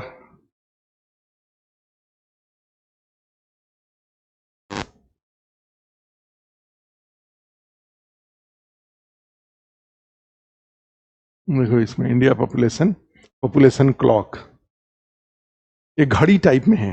वो क्या होता है कि वो टिक टिक टिक टिक करते रहता है, माने जैसे हर सेकंड में देश, हर मिनट में देश में लोग, बच्चे जन्म ले रहे हैं। देखो जब तक हम लोग देख रहे हैं तभी तक क्या हो गया, तभी तक ये 69 था, ये 70 हो गया, 71 हो गया, देखो 72 हो गया। ये नए नए मेहमान, अब नए नए मेहमान आ रहे हैं। ये उसी तरह से उसमें फीमेल भी हैं, उसमें मेल भी हैं। देखो हाँ, डेथ भी हो रहा है। निगमबोध घाट भी, दिल्ली में निगमबोध घाट है, तो डेथ भी हो रहा है। तो इसमें देखो कि आश्चर्यजनक बात क्या है, आज जन्म हुआ है, आज जो अभी तक जन्म हुआ है 63,000 लोगों का जन्म हुआ है, और 22,000 लोगों का डेथ हुआ है, 22,894 लोगों का डेथ हुआ है। तो सोच के देखो इसमें क्या हो रहा है। आज जो माइग्रेंट्स हैं, नेट माइग्रेंट्स जो आज -1267 माइ, ये अच्छा एक वो है, ये डेटा है, देखो कितना अच्छा डेटा है। जो पॉपुलेशन ग्रोथ टुडे, आज केवल जनसंख्या 38,000 नए लोग आ गए हैं। ये 38,000 नए लोगों के लिए रोज भोजन, ये बढ़ते ही जाएंगे। 38,000 माने 24 घंटे में जाएंगे, तो 24 घंटे में हमें लग रहा है कि ये 60-70 हजार हो जाएंगे। 60,000 लोग डेली आते जा रहे हैं। 60,000 डेली आने का मतलब हुआ कि अगर 10 रोटी एवरेज अगर मान लें, तो 60 × 10 रोटी करके देखो कितने गेहूं चाहिए आपको डेली के बेसिस पे, ठीक है। अब पूरे साल की अगर बात करें तो कितना कृषि के ऊपर कितना ज्यादा बर्डन है। तो यहीं से हमारा ये टॉपिक आता है कि भाई हम कैसे अपनी बढ़ती जनसंख्या की खाद्यान्न आवश्यकताओं को पूरा कर सकते हैं। तो उसके लिए फिर क्या करना पड़ेगा, 10th 5 ईयर प्लान में बड़ा अच्छा उपाय किया गया। और उस उपाय में क्या था, कौन कौन सा उपाय किया जाए जिससे कि सीमित भूमि पर ही हमारी जनसंख्या बढ़ जाए। तो 5 उपाय किए गए थे, और 5 उपाय में सबसे बड़ी बात थी फसल तीव्रता को बढ़ाना। क्या मतलब हुआ इसका, फसल माने सिंचाई साधनों की व्यवस्था करके फसल तीव्रता का मतलब यह हुआ कि एक खेत है, इसमें साल में अगर इसमें 2 फसल होते हैं, तो हम ऐसी व्यवस्था करें, सिंचाई वगैरह की व्यवस्था करें जिससे कि इसमें एक फसल और जुड़ जाए। तो इतना एक्स्ट्रा हो गया, 50% एक्स्ट्रा हो जाएगा उत्पादन। तो उसी तरह से एक इसमें ये आया। लेकिन ये होगा कैसे भाई, हमें यहाँ पे इरिगेशन की व्यवस्था करनी पड़ेगी। जब तक सिंचाई साधनों की व्यवस्था नहीं करेंगे तब तक फसल तीव्रता माने एक साल में एक खेत में कितने फसल होंगे, ये 100% डिपेंड करता है, मुख्य रूप से डिपेंड करता है सिंचाई साधन के ऊपर। तो इस योजना में यह किया गया था, सिंचाई साधनों की व्यवस्था करके फसल तीव्रता को बढ़ाना। अच्छा, एक दूसरा उपाय यहीं पे देखो कितना अच्छा मैंने सोच समझ के ये सब चीजें की गई थी। सेकंड उपाय इसमें यह किया गया कि भाई आप आज के डेट में देश में करीब 80% के आसपास स्मॉल एंड मार्जिनल फार्मर्स हैं। स्मॉल एंड मार्जिनल फार्मर्स का मतलब होता है ऐसे किसान जिनकी भूधारिता 2 हेक्टेयर से कम है। ऐसे किसान को छोटे किसान कहा जाता है। जिनकी भूधारिता 1 हेक्टेयर से 2 हेक्टेयर के बीच होती है, उसको छोटा किसान कहा जाता है। और ऐसे किसान जिसकी भूधारिता 1 हेक्टेयर से कम होती है उसको मार्जिनल फार्मर्स कहा जाता है, सीमांत किसान कहा जाता है। क्लियर है?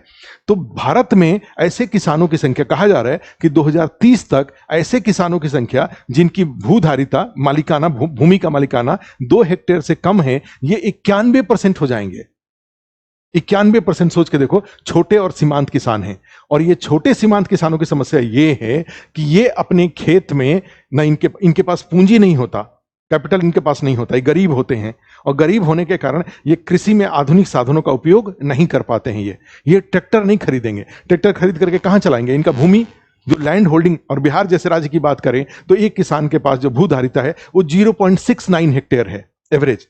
तो जो किसान 1 हेक्टेयर के आधे से भी कम अगर भूमि में, तो उतने छोटे, और वो भी कई टुकड़ों में बटा हुआ है। 4 भाई हैं, चारों भाई के बीच में बट गया। और आज के डेट में तो थोड़े दिन और अगर बिहार आगे बढ़ जाएगा तो हम, मेरे आंख के सामने मेरे जो कुछ लोग मैं जिनको जानता हूं, उनके पास केवल घर बनाने के लिए, अब खेती के नाम पे उनके पास कोई खेत ही नहीं है।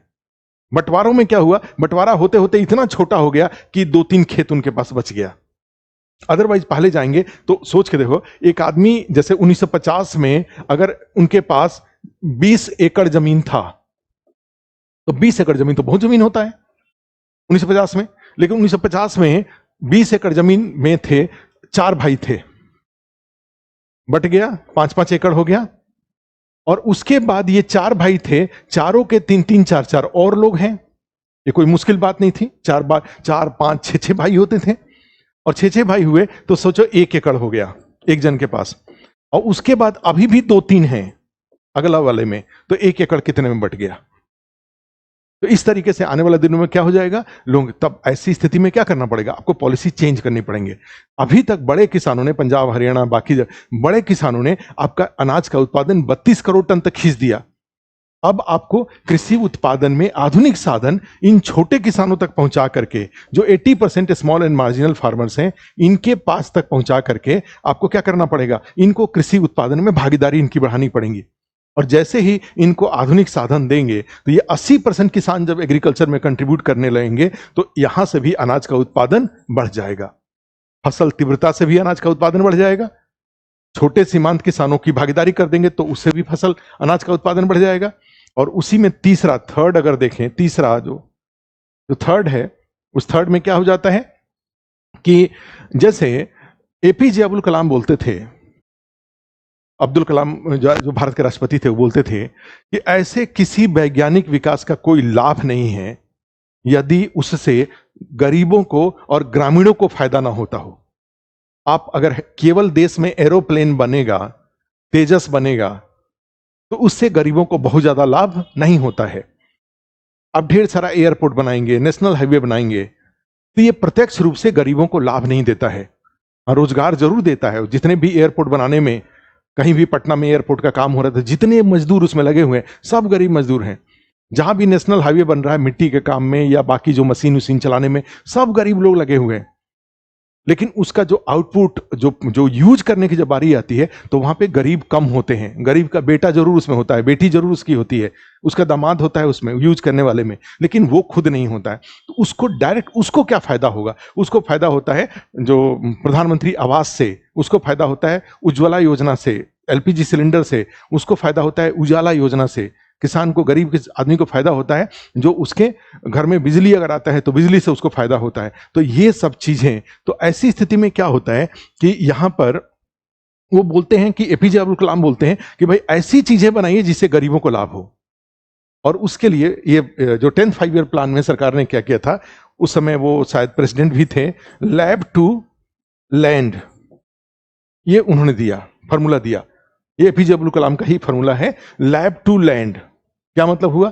प्रयोगशाला को खेतों से जोड़ना, अर्थात कृषि में आधुनिक तकनीक का उपयोग।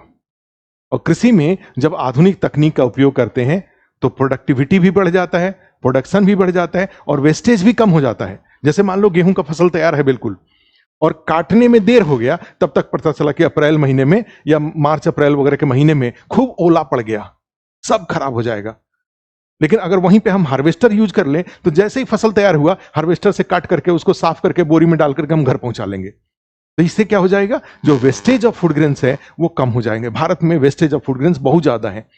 फल सब्जियां हैं, अगर हमारे पास मान लो फूड प्रोसेसिंग सिस्टम अगर हमारे पास है तो हम क्या करेंगे, उसको फूड प्रोसेसिंग सिस्टम के थ्रू हम उसको जितने भी हमारे पास अमरूद का उत्पादन हुआ, जितने भी हमारे पास लीची का उत्पादन हुआ, जितने पास हमारे पास केला का उत्पादन हुआ, जो भी फल सब्जी का उत्पादन हुआ, सब फैक्ट्री में झोंक करके और वहां से उसका प्रोसेसिंग कर देंगे, तो उससे वेस्टेज भी कम हो जाएगा और मूल्य भी बढ़ जाएगा, और मूल्य बढ़ जाने से किसानों के उत्पादों की मांग भी बढ़ जाएंगी।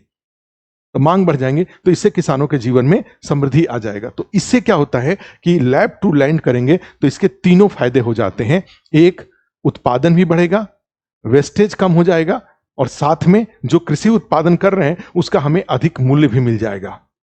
ठीक है, तो ये एपीजे ने ये तीसरी बात कही। कौन सी? फर्स्ट बात क्या कहा था 10th 5 ईयर प्लान में? पहली बात कौन सी कही गई थी भाई? आप फसल तीव्रता बढ़ाइए।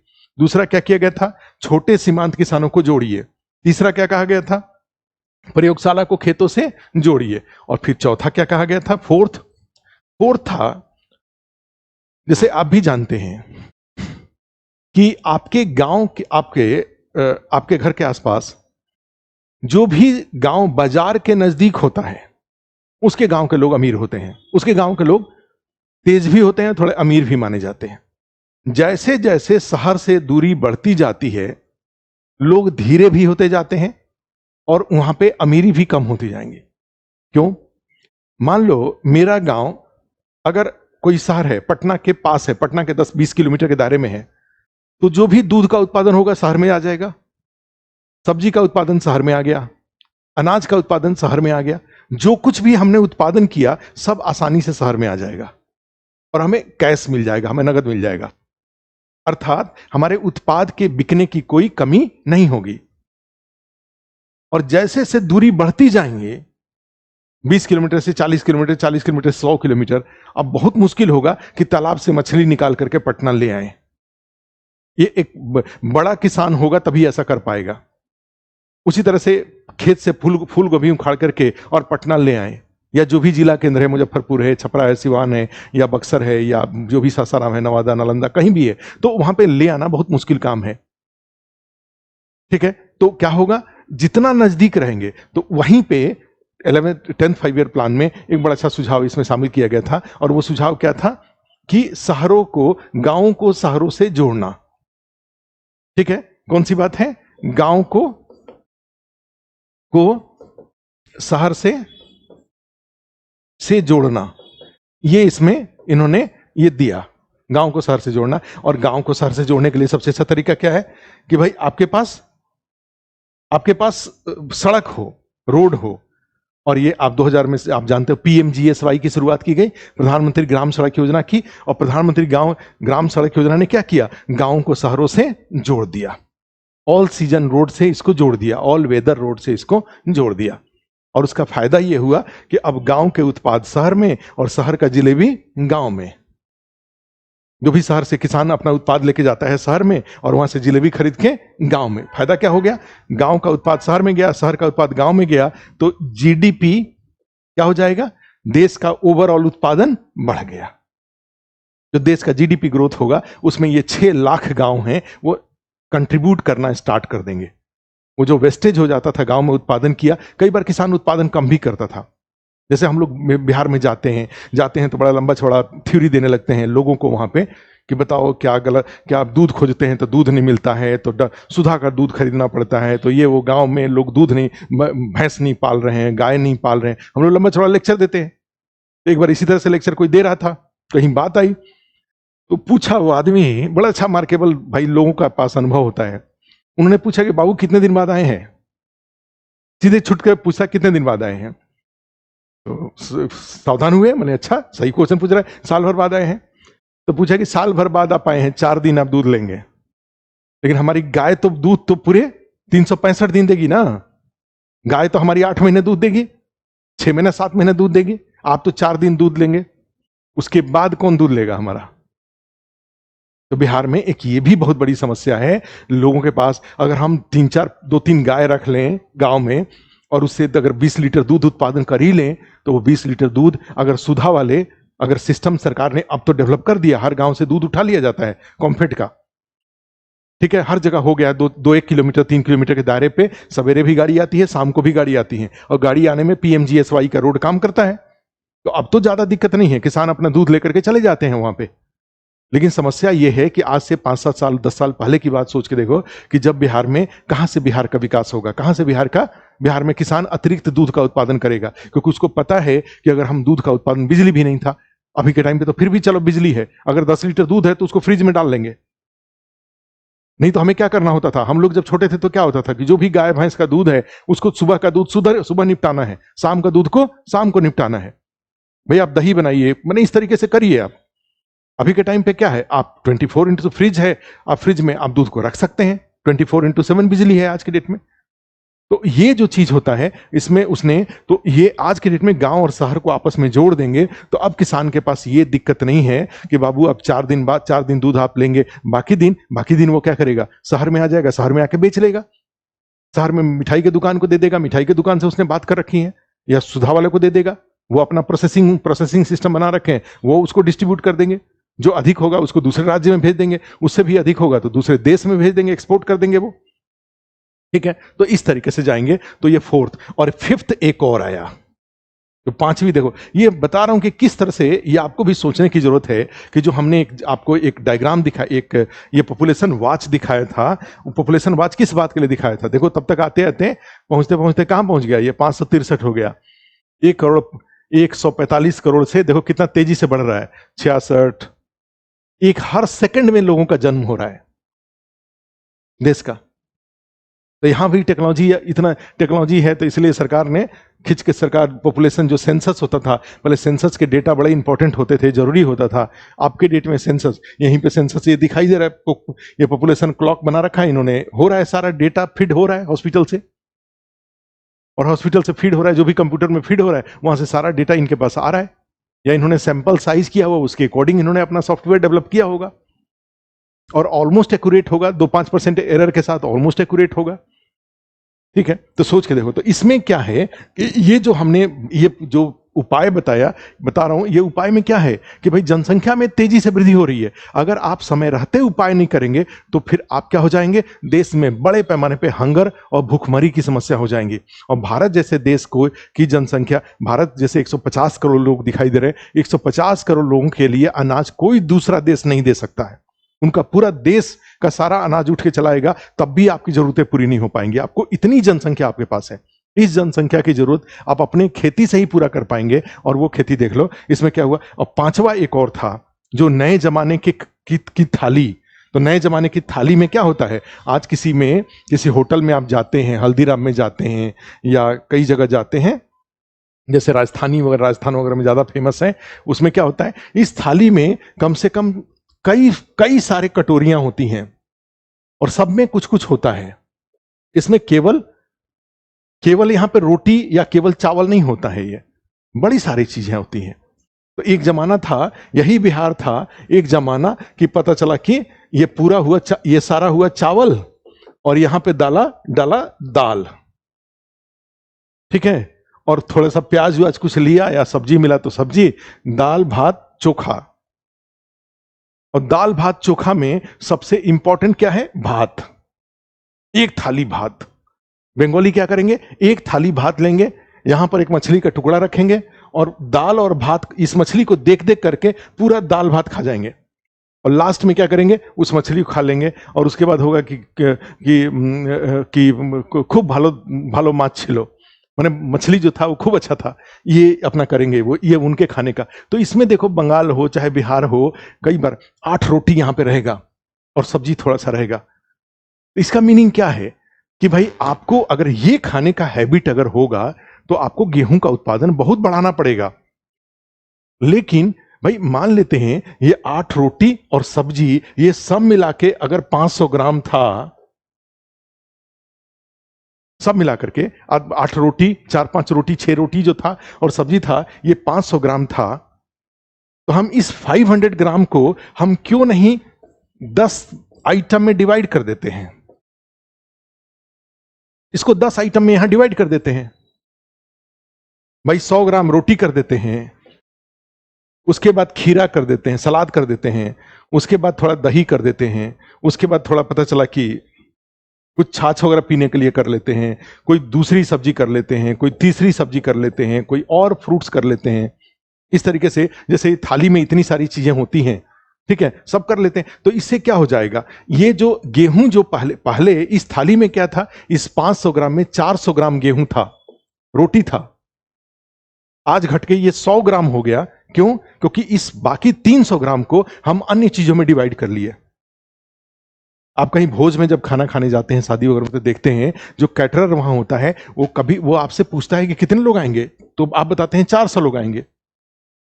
तो उसको पता है कि हमें सारा आइटम, जितना भी आइटम होगा, सब टोटल हमें 400 केजी बनाना है। और उस 400 केजी में उसको पता है कि कितना पूड़ी बनाना है, कितना चावल बनाना है, ठीक है, कितना बिरयानी बनाना है, कितना उसको रसगुल्ला रखना है, कितना, ये सब 400 केजी को डिवाइड कर लेता है। क्योंकि उसमें कुछ लोग होंगे जो 5 रसगुल्ला खाएंगे, तो कुछ लोग होंगे कि डायबिटीज वाले होंगे, वो एक भी नहीं खाएंगे। कुछ लोग कुछ खाएंगे तो कुछ लोग दूसरा नहीं खाएंगे, कुछ लोग दूसरा गोलगप्पे खाएंगे तो कुछ लोग ये चाट वगैरह खाएंगे।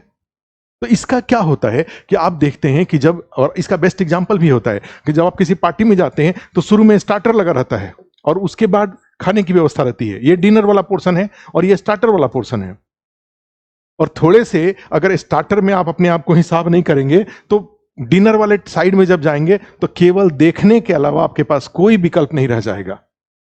क्यों? क्योंकि तब तक डिनर तक आते आते, डिनर का जो टेबल लगा हुआ है वहां तक आते आते आपका पेट भर चुका है। अब आप क्या खाएंगे? फिर देख रहे हैं। तो इसका मीनिंग क्या हुआ कि 10th 5 ईयर प्लान में यह देखा गया कि हमें अनाज पर से बोझ, जनता के बोझ को घटाना पड़ेगा। और इसके 2 फायदे हैं। एक तो अनाज पर से बोझ हटाएंगे तो इससे गेहूं चावल की खेती का जो प्रेशर है वो घट जाएगा। और दूसरा इसका फायदा यह होगा कि क्वालिटी ऑफ फूड, क्योंकि देश जब विकसित होगा तो लोगों के जीवन में, जब कहा जाए कि जब हमारी इकोनॉमी, जो हमारा जीडीपी है, तो जीडीपी जब 9th से 5th होगा और 5th से 3rd होगा, ठीक है, तो इसके अनुसार क्या होगा कि कोई इंडिविजुअल है, कोई पर्सन है, ठीक है, तो इसका जीवन में भी सुधार होगा। इसका इनकम, जब यहां पे जीडीपी जब 9th पोजीशन पे है तो इसका इनकम अगर 50,000 रुपया है, तो जब 5th होगा तो ये बढ़ के 75,000 होगा। और जब ये 3rd होगा तो इसका इनकम बढ़ के 1 लाख होगा। माने ऐसा नहीं है कि इनकम नहीं बढ़ेगा, हर आदमी का ट्रिकल डाउन इफेक्ट में हर आदमी, हमने कहा कि हवाई अड्डा बनना हायर एंड यूज का है, ठीक है, लेकिन आप सोच के देखिए कि उस हवाई अड्डे को बनाने में लाखों मजदूर, लाखों जो कार्य दिवस होंगे, मजदूर जो काम करेंगे, एक मजदूर अगर 100 दिन उसमें काम करता है तो 100 कार्य दिवस हुआ। अगर 10,000 मजदूर काम करते हैं अगर पूरे हवाई अड्डे के रेडी होने में, तो सोचो कितने कार्य दिवस। तो हवाई अड्डा यूज होगा भाई एंड यूजर, माने अधिक इनकम वाले लोगों के द्वारा, लेकिन उसको बनाने में, उसको मेंटेन करने में ऐसे हजारों लाखों लोग होंगे जो लो इनकम वाले होंगे। और एक हवाई अड्डा के बनने से ऐसा नहीं होता है कि केवल टॉप क्लास के लोगों का ही उससे बेनिफिट होगा। उस हवाई अड्डे को ऑपरेट करने के दौरान बड़े सारे इनकम ग्रेड होंगे। कोई हाई वैल्यू वाला होगा, एक हवाई जहाज के अंदर ही जाते हैं तो एक पायलट होते हैं, एक उसमें एयर होस्टेस होती हैं, उसके अलावा जाएंगे नीचे जो सरफेस मैनेजमेंट वाले, उसमें भी अधिकारी होते हैं। ये एक अधिकारी हैं, दूसरे अधिकारी हैं, तीसरे नीचे कोई डब्बा सामान लगेज लेता है हवाई जहाज से लेकर के उसको लेके जाता है। हर ग्रेड के लोग उसमें होते हैं। तो उसमें क्या होगा, इसका फायदा यह हो जाता है कि जब इकोनॉमी ग्रो करता है तो इसमें क्या होता है कि जब आपका इनकम ग्रो करता है तो उसमें एक अच्छी बात यह होती है कि जैसे जैसे यहां पे अगर आप 5 रोटी खाते हैं तो यहां पे घट के वो 3 रोटी हो जाएगा और यहां पे घट के वो 2 रोटी हो जाएगा, ठीक है। तो इसका मतलब आप कम खाते हैं, नहीं, कम नहीं खाते हैं। यहां पे 5 रोटी के साथ 100 ग्राम सब्जी था, यहां पे 3 रोटी के साथ 150 ग्राम सब्जी हो जाएगा, यहां पे 2 रोटी के साथ 200 ग्राम सब्जी हो जाएगा। सब्जी या अदरवाइज चीज है। जैसे जैसे जीवन में समृद्धि आएंगी वैसे वैसे रोटी पर प्रेशर घटता जाएगा और अन्य चीजों पर प्रेशर बढ़ता जाएगा, ठीक है। तो अन्य चीजों पे प्रेशर बढ़ता जाएगा तो आपको फिर उन अन्य चीजों की व्यवस्था करनी पड़ेगी। और उसी बात को ध्यान में रखते हुए 10th 5 ईयर प्लान में क्या किया गया था? 10th 5 ईयर प्लान में जो 5वां प्रोविजन था वो था सहायक कृषि क्रियाओं को बढ़ावा देना, to promote ancillary agricultural activities. जैसे उसमें होता था, उसमें 10th 5 ईयर प्लान में दूध उत्पादन, मुर्गी उत्पादन और मछली उत्पादन, इस पर फोकस किया गया। दूध उत्पादन, जो शाकाहारी हैं उनके लिए दूध की व्यवस्था की गई। अदरवाइज जाएंगे तो ये फल, सब्जी, मीट, मछली, इनके उत्पादन को बढ़ावा दिया गया, जिससे कि गेहूं चावल के ऊपर जो प्रेशर है उस प्रेशर को कम किया जा सके। ठीक है, तो ये इसमें जाएंगे तो ये 5 उपाय किए गए, और ये पांचों उपायों के माध्यम से ये 9th 5 ईयर प्लान में क्या किया गया। तो इस तरीके से हमें इस टॉपिक को, ये जो टॉपिक हमने यहाँ पे लिखा था, यहाँ पे कौन सा टॉपिक था, योजनागत विकास के दौरान कृषि, इस टॉपिक को इस तरीके से हमें सेटल करना पड़ेगा। जब हम पढ़ेंगे तो इस तरीके से पढ़ के इसको पूरा करना पड़ेगा। संस्थागत विकास, और संस्थागत विकास के बाद योजनाओं के दौरान किए गए उपाय, 9th में उपाय, 10th में उपाय, 11th में उपाय, तब जाकर के टॉपिक हमारा पूरा होगा। ठीक है, उसके बाद जाएंगे तो योजनागत विकास के बाद ये नेक्स्ट टॉपिक लिखिए। जो नेक्स्ट टॉपिक होगा उसमें हो जाएगा हरित क्रांति। हरित क्रांति, क्रांति एवं अन्य कृषि क्रांति, अन्य कृषि क्रांतियां, और इसी में द्वितीय चरण की हरित क्रांति।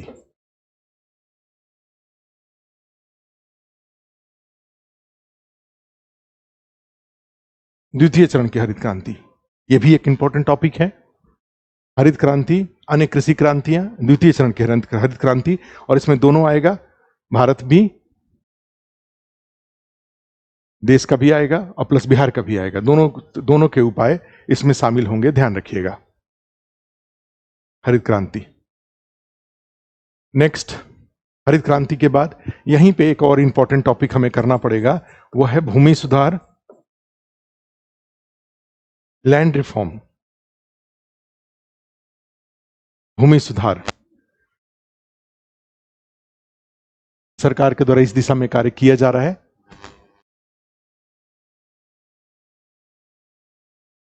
भूमि सुधार, उसी के बाद इसी में जाएंगे तो फिर भूमि सुधार के बाद जैविक खेती,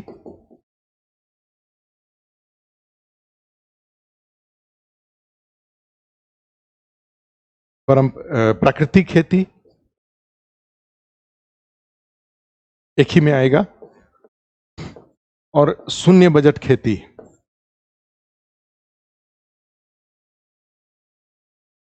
शून्य बजट खेती, जैविक खेती, प्राकृतिक खेती और शून्य बजट खेती।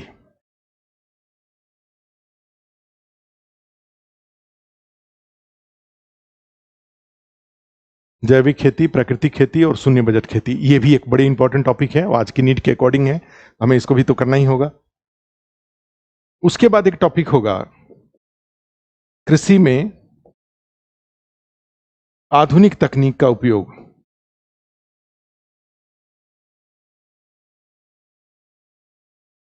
तकनीक का उपयोग, यूज ऑफ, क्योंकि यही एकमात्र तरीका है कृषि में आधुनिक तकनीक का उपयोग, प्री हार्वेस्ट में भी, हार्वेस्ट के लेवल पर भी और पोस्ट हार्वेस्ट के लेवल पर भी।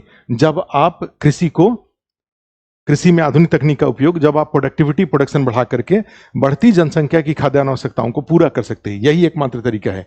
भूमि में आधुनिक तकनीक हो रहा है बिहार में। उसके बाद जाएंगे सिंचाई में आधुनिक तकनीक बिहार में हो रहा है। उसके बाद जाएंगे तो उर्वरक में या उपकरणों का, जैसे मैकेनाइजेशन ऑफ एग्रीकल्चरल मैकेनाइजेशन, कृषि यंत्रीकरण, जीविका दीदी के नेतृत्व में बड़े सारे काम हो रहे हैं यहाँ पे, तो ये हो रहा है। ठीक है, कृषि में आधुनिक तकनीक का उपयोग। उसके बाद कृषि साख एवं कृषि विकास, ये भी है। कृषि साख एवं कृषि विकास, ये टॉपिक है।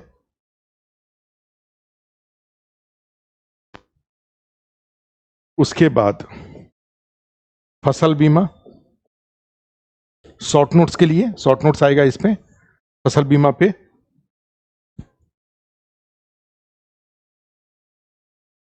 फसल बीमा पे शॉर्ट नोट्स आएगा, क्योंकि बीमा इसलिए कराने से, क्योंकि बीमा, अब पूछो कि फसल बीमा क्यों भाई जरूरी है, तो एक इसमें कंसेप्ट, इसमें एक बेसिक कंसेप्ट देखिए क्या है फसल बीमा का।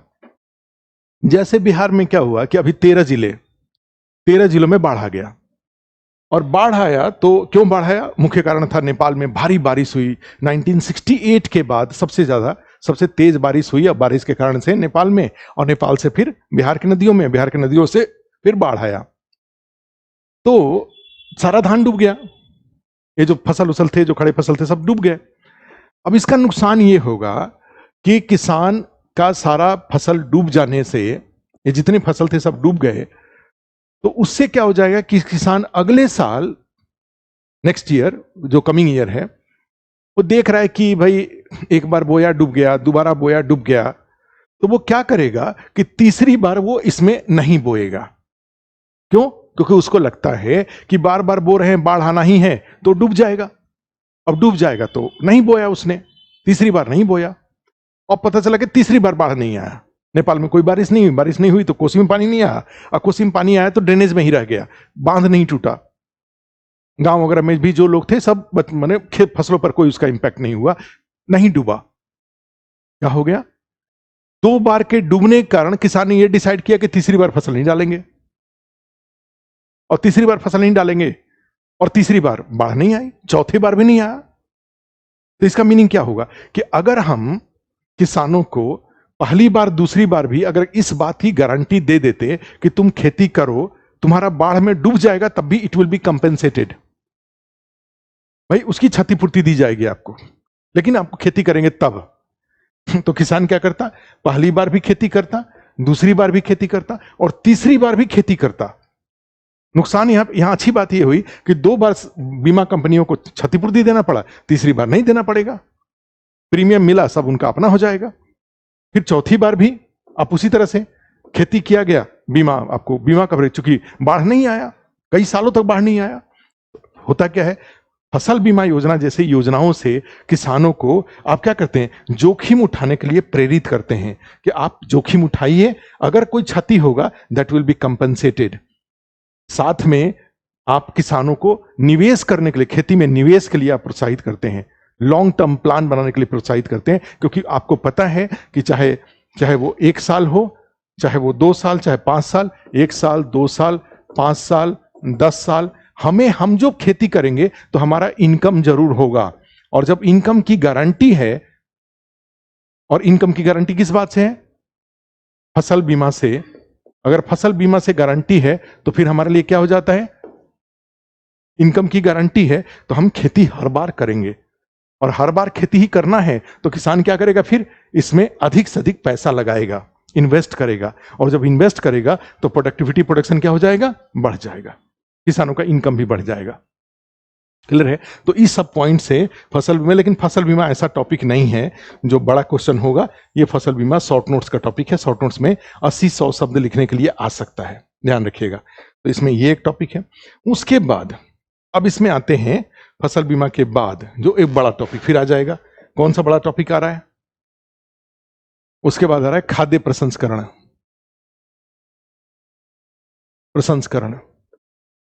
Food processing.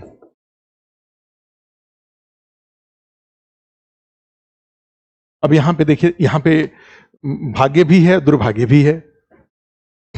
ठीक है, भाग्य ये है कि बिहार में फूड प्रोसेसिंग के लिए सारे स्ट्रेंथ हैं। हमारे पास अन्य राज्यों की तुलना में एक ऐसा राज्य है जहां कौन सा फसल नहीं होता है। हमारे पास गेहूं भी होता है, हमारे पास चावल भी होता है, हमारे पास मोटे अनाज भी हो रहे हैं, हमारे पास दाल भी होता है, ठीक है, हमारे पास तिलहन भी होता है। कोई ऐसा राज्य नहीं जहां सब होता हो।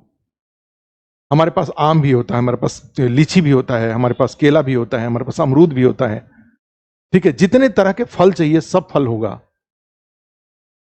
लेकिन समस्या क्या है, हमारे पास मछली भी है, हमारे पास मीट भी है, हमारे पास दूध भी है, हमारे पास सब कुछ, जितना खाद्यान्न चाहिए सारा खाद्यान्न होगा। चीनी के लिए हमारे पास शुगर केन भी होता है।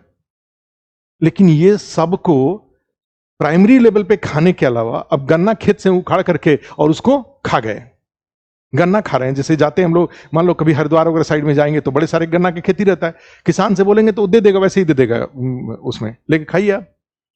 तो आप एक आदमी बैठ के कितना गन्ना खा सकता है? छठ के बाद जो गन्ना का होता है उससे तो एक गन्ना आप खाएंगे, दो गन्ना खाएंगे, इससे ज्यादा तो नहीं खा सकते। तो क्या होता है कि उसके जो, ये प्राइमरी हुआ, गन्ना खेत से उखाड़ करके खाना, ये प्राइमरी यूज हुआ। लेकिन उससे चीनी बना के खाना, ये सेकेंडरी यूज हुआ, ये उद्योग माना जाएगा। आपका दुर्भाग्य क्या है कि हर तरह के वैरायटीज आपके पास हैं, आपका एग्रीकल्चर डाइवर्सिफाइड है, उसमें ह्यूज पोटेंशियल है। लेकिन समस्या हमारी क्या है कि भाई हम उसका प्राइमरी यूज ही तो कर पाएंगे ना, क्योंकि हमारे पास सेकेंडरी सिस्टम तो डेवलप है नहीं। बिहार जैसे राज्य में चीनी उत्पादन का कोई सिस्टम नहीं है, जो पहले से सालों से थे, कहां कहां कई सारे थे, सब खंडहर बन गए। सारे उद्योग खंडहर, कागज का मिल से लेकर के चीनी मिल सब खंडहर बन गया। ठीक है, अब जो अब इसमें क्या बताया जाए कि भाई, कई बार लोग, प्रशांत किशोर भी बोल रहे थे, उस दिन सुना हमने यूट्यूब पे कहीं सुना कि लालू जी के शासन में क्या हुआ, तो नीतीश कुमार जी के शासन में क्या हुआ, तो प्रधानमंत्री के यहाँ क्या हुआ, तो इनके अंदर में क्या होगा। लालू जी के समय में सब गरीबों और जो भी लोग हैं उनको उनको सम्मान मिला, और क्या मिला, लेकिन सम्मान तो मिला, लेकिन गड़बड़ी क्या हो गई। ये सारे उद्योग जब आप जाके, अगर आप उस इंडस्ट्री के नजदीक के होंगे तो जाके देखेंगे कितने बड़े बड़े प्लांट थे, सब खंडहर बन गए। और आज भी कोई बड़ा उद्योगपति बिहार में नहीं आ रहा है। अभी अदानी और अंबानी के बारे में सुना गया है कि सीमेंट इंडस्ट्री और क्या क्या लगाने के लिए आ रहे हैं, क्योंकि अभी भी वो हमारा माहौल नहीं बना है, कोई सुरक्षा वाला माहौल नहीं बना है। आज भी हर पॉकेट्स में बाहुबली टाइप के लोग हैं। कोई इंडस्ट्री लगाने आएगा, उसके आदमी को उठा लेंगे, उसके यहां जाकर के 20 आदमी पहुंचा देंगे, इनको नौकरी दीजिए। माने कोई भी सिस्टम को डिस्टर्ब करना, सिस्टम, एक आदमी किसी भी सिस्टम को डिस्टर्ब कर सकता है। इंडिया एक इन मेकिंग, जैसे हम लोगों का ही सभी क्लासेस का मुखर्जी नगर में है, तो इसके साथ क्या है कि भाई आज के डेट में अगर फॉर्मल तरीके से अगर क्लासरूम डेवलप कराइए तो उसका किराया होगा कम से कम 2-2 लाख रुपए, 3-3 लाख रुपए महीना। अब 3-3, 4-4 लाख रुपए महीना किराया देंगे तो बच्चों से फीस हम कितना लेंगे भाई? सारा लेकर के, बच्चों से फीस लेकर के किराया तो नहीं दे सकते ना। तो सोचो कितना फीस होगा। आपको 8 महीने 9 महीने पढ़ाना है, तो 8-9 महीने पढ़ाने के लिए 4 लाख रुपए महीने का अगर एक रूम हो और उसके साथ बाकी सारा खर्चा जोड़ करके, तो उसमें क्या हो जाएगा भाई? फीस आपका बढ़ जाएगा। अगर आप तो इंडिया इन मेकिंग है। आप इस मेकिंग वाले शहर को, पटना को आप चाहिए कि न्यूयॉर्क जैसा हम बना दें, कोई राजा वहां पे आ जाए, कोई मुख्यमंत्री आ जाए, कोई जज आ जाए और कहें कि नहीं, पटना न्यूयॉर्क जैसा होना चाहिए। तो it may be look like New York, can be developed like New York, लेकिन उसमें समय लगेगा। वो एक ग्रेजुअल प्रोसेस है। आप अचानक से पटना को आप न्यूयॉर्क नहीं बना सकते। भारत को अचानक से अमेरिका जैसा फॉर्मल नहीं बना सकते, चाइना जैसा नहीं बना सकते कि एक दिन में मतलब कहीं डस्ट नहीं दिखेगा। इंडिया मेकिंग है। झुग्गियां भी यहां रहेंगी, यहाँ पे नेहरू विहार भी रहेगा, यहाँ गांधी विहार भी रहेगा, यहाँ मुखर्जी नगर भी रहेगा, यहाँ ऑटोम लाइन भी रहेगा। यही आपके आंख के सामने ही है। गोपालपुर है, गांधी विहार है, नेहरू मुखर्जी नगर है, ऑटोम लाइन, ये सभी सारे में तो डिफरेंस है कमरों की स्थिति में। तो आप इंडिया को अचानक से, लेकिन पता चला कि जो भी यहाँ पे चीजें हुई हैं, बड़े, आप चीजों को खराब बड़े आसानी से कर सकते हैं, बनाने में बहुत टाइम लगता है। ठीक है, और कोर्ट भी है, तो कोर्ट भी आजकल सारा दुनिया ही एकदम माने हीरोइक, जीवन को प्राथमिकता, जीवन को प्राथमिकता, तो जीवन को प्राथमिकता देने में भाई, तो भाई 5 स्टार सिस्टम सारा चाहिए जीवन को प्राथमिकता देने के लिए। अब 5 स्टार में भी तो आग लग जाता है, वहां कौन सा प्राथमिकता, फिर वहां अब कैसे प्राथमिकता देंगे? खैर, मन ये सब बातें अलग विषय है, लेकिन बता रहा हूं कि India is in process of making up. बनने की प्रक्रिया में, बनने का प्रक्रिया रैंडम नहीं होता है, एक ग्रेजुअल प्रोसेस है। आज यही सब रूम होते थे जब हम लोग यहाँ पढ़ते थे, हम लोग पढ़ते थे तो केवल फैन होता था। आज के डेट में बच्चा बोलता है सर गर्मी लग रहा है, तो 2, 3, 4, 5 एसी लग जाता है। इतने छोटे से रूम में पता लगा 3-3 एसी लगा हुआ है, ऐसे 5-5 एसी लगा हुआ है, 10-10 एसी लगा हुआ है। तो India is in process of making up. ये ग्रेजुअल प्रोसेस है, ये होता है, तो उसी में जाएंगे। तो यहां पे खाद्य प्रसंस्करण के लिए बता रहे थे कि बिहार की समस्या क्या है कि जब भी देखो, कल भी एक बार बता रहे थे कि बिहार का, जब बिहार की बात आती है तो आदमी थोड़ा टॉपिक से डिरेल्ड हो जाता है, जब सोचता है दूसरे राज्यों को जब देखते हैं। और बिहार, चूंकि हम खूब, हमारा जो मेरा पर्सनल जो हॉबी है वो ट्रैवलिंग मेरा हॉबी है, हमको घूमना अच्छा लगता है, और उसमें काम जुड़ जाए तब तो भाई जस्टिफाई भी करना हो जाता है, आसान हो जाता है। अभी 2 दिन थे पटना, 1 और 2 तारीख को, तो गए, घूमते टहलते गए, जाके मौक लिए, फिर लौट के आए। फिर कहीं जैसे ही आए तो फिर कहीं दिमाग में चलने लगता है कि अब कहाँ जाना है। तो ट्रैवल हर आदमी का एक हॉबी होता है, तो मेरा हॉबी ट्रैवलिंग है। अभी 1 महीने के अंदर मैं केवल सितंबर में मैं 4 जगह गया। एक बार पंजाब गया, अमृतसर गया, फिर एक बार सोमनाथ गया, गुजरात, फिर उसके बाद अभी अयोध्या गया था, फिर अभी पटना गया था। तो एक बार में 1 महीने के अंदर मैं 4 जगह गया, और भी 1 आध 2 जगह गए होंगे, छूट रहा होगा। खैर, तो इसमें क्या होता है कि जब बिहार के बारे में आदमी सोचता है तो थोड़े से इतने सारे डाइवर्सिटीज हैं, ठीक है, अनाज है, फल सब्जी सब कुछ हमारे पास है, लेकिन जो सेकेंडरी लेवल के लिए, ठीक है, तो ये दुर्भाग्य क्या है यहां कि हमारा जो पॉलिटिकल लीडरशिप है वो देश के इंडस्ट्रियलिस्ट को कॉन्फिडेंस ही नहीं दे पा रहा है कि आप आइए बिहार में, हम आपको सुरक्षा की गारंटी देते हैं, आपको रॉ मटेरियल की गारंटी देते हैं, आपको सब कुछ की गारंटी देते हैं। वो जो कॉन्फिडेंस चाहिए, वो कॉन्फिडेंस। अब भारत के सबसे स्मार्ट पॉलिटिशियन आज के डेट में जितने भी पॉलिटिशियन उसमें कहा जाए तो सबसे स्मार्ट पॉलिटिशियन में से, यंग और स्मार्ट पॉलिटिशियन में से एक का नाम है चिराग पासवान जी। और वो चिराग पासवान जी खाद्य प्रसंस्करण मंत्री हैं आज देश के। सोच के देखो। और 3-4 महीना हो गया, अभी चौथा महीना होने जा रहा है अब, और एक बिहार में आज तक खाद्य प्रसंस्करण समिट नहीं हुआ, इन्वेस्टमेंट समिट नहीं हुआ। अगर यही कोई साउथ इंडियन होता तब तक 10 मीटिंग करा चुका होता अपने राज्य में, पहले दिन से लग जाता। इनकी चर्चा किस बात के लिए हो रही है? इनको कौन सा क्या बनना है, तो क्या बनना है, कई कई सारे ऐसे ऐसे मुद्दों पर ये विचार दे रहे हैं जिसका कोई इनसे लेना देना नहीं है। जो नेशनल लेवल का मुद्दे हैं उस पर ये विचार दे रहे हैं। अरे भाई, पार्टी अध्यक्ष बन जाइए, छोड़ दीजिए इस पद को, दूसरे को बना दीजिए पद को, अपने ही पार्टी के किसी को बना दीजिए, आप जाकर राजनीति करिए। लेकिन जब खाद्य प्रसंस्करण मंत्री बने हैं तो कुछ तो बिहार का भला कर दीजिए। इससे बड़ा सौभाग्य क्या हो सकता है कि आपके जैसे व्यक्ति खाद्य प्रसंस्करण मंत्री हैं, आप स्मार्ट आदमी हैं, इंग्लिश जानते हैं, हिंदी जानते हैं, आपको किसी भी इंडस्ट्रियलिस्ट से बात करने में कोई दिक्कत नहीं है। आज आपके पास पावर है, राज्य आपकी जरूरत है, आपको पता है कि उसी वही राज्य आपका भविष्य है। तो आज के डेट में कम से कम कहीं तो 2-4 जगह 5 जगह भूमि पूजन हो जाना चाहिए था। तो इनसे अच्छा तो शाहनवाज हुसैन थे, बिहार के उद्योग मंत्री होते हुए 10 जगह भूमि पूजन करा दिए थे। कई सारे, मुजफ्फरपुर में मेगा फूड पार्क और क्या क्या लगवा दिया उन्होंने, बेगूसराय में लगवा दिया, मुजफ्फरपुर में लगवा दिया, और पूर्णिया में इथेनॉल प्लांट लगवा दिया, कई भूमि पूजन करवा दिए थे। और ये महाशय पता चला कि खाद्य प्रसंस्करण मंत्री हैं, देश के केंद्रीय मंत्री हैं, कैबिनेट मंत्री हैं, और आज तक एक भी किसी शहर में एक कोई भूमि पूजन नहीं हुआ, एक कोई समिट नहीं हुआ। इनका कोई स्टेटमेंट नहीं आया कि कौन कौन से उद्योग, जो खाद्य वाले उद्योग हैं, पतंजलि है, चाहे डाबर है, चाहे बाकी सारे जो ये ब्रिटानिया है, या कोई बिहार में जा रहा है, एक इनका नहीं आया। तो ये दुर्भाग्य है। खैर, इन सब बातों से, लेकिन हमारा ये टॉपिक है, छोड़ दो इसको, बाकी बाकी बातें बाद में, अब इसमें होंगी। खाद्य प्रसंस्करण हो गया, उसके बाद जाते हैं तो यहां पे क्या हुआ, पोस्ट हार्वेस्ट में जाते हैं तो एक आता है कृषि विपणन, एग्रीकल्चर मार्केटिंग। और कृषि विपणन, इसके 3 पार्ट हैं: भंडारण, परिवहन और व्यापार। भंडारण, परिवहन और व्यापार, ठीक है। कृषि उत्पादों का स्टोरेज, ट्रांसपोर्टेशन और व्यापार। और व्यापार वाले में जाते हैं तो यहां पे आ जाता है, 2 है यहां पे मुख्य रूप से, ई नाम और न्यूनतम समर्थन मूल्य,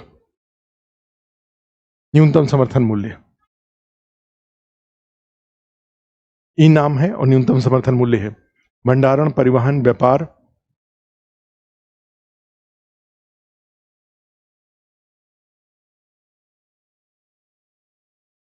ठीक है, ये हो गया। और एक और टॉपिक है लास्ट में, खाद्य सुरक्षा, फूड सिक्योरिटी, जिसमें एक देश, अच्छा इसमें, हाँ ठीक है, एक देश एक राशन कार्ड, एक देश एक राशन कार्ड।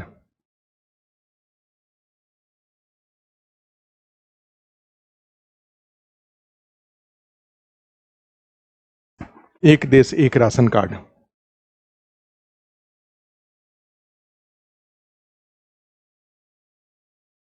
ठीक है, ये भी टॉपिक है, बड़ा इंपॉर्टेंट टॉपिक है। तो ये ओवरऑल एक और बीच में कहीं एक टॉपिक जोड़ सकते हैं इसी में, पशुपालन। पशुपालन की अर्थव्यवस्था। अब इसके अलावा ये जो एग्रीकल्चर के टॉपिक यहां दिखाई दिए, इसके अलावा सिंचाई और जो ज्योग्राफिकल पार्ट है वो सुबोध सर कराएंगे।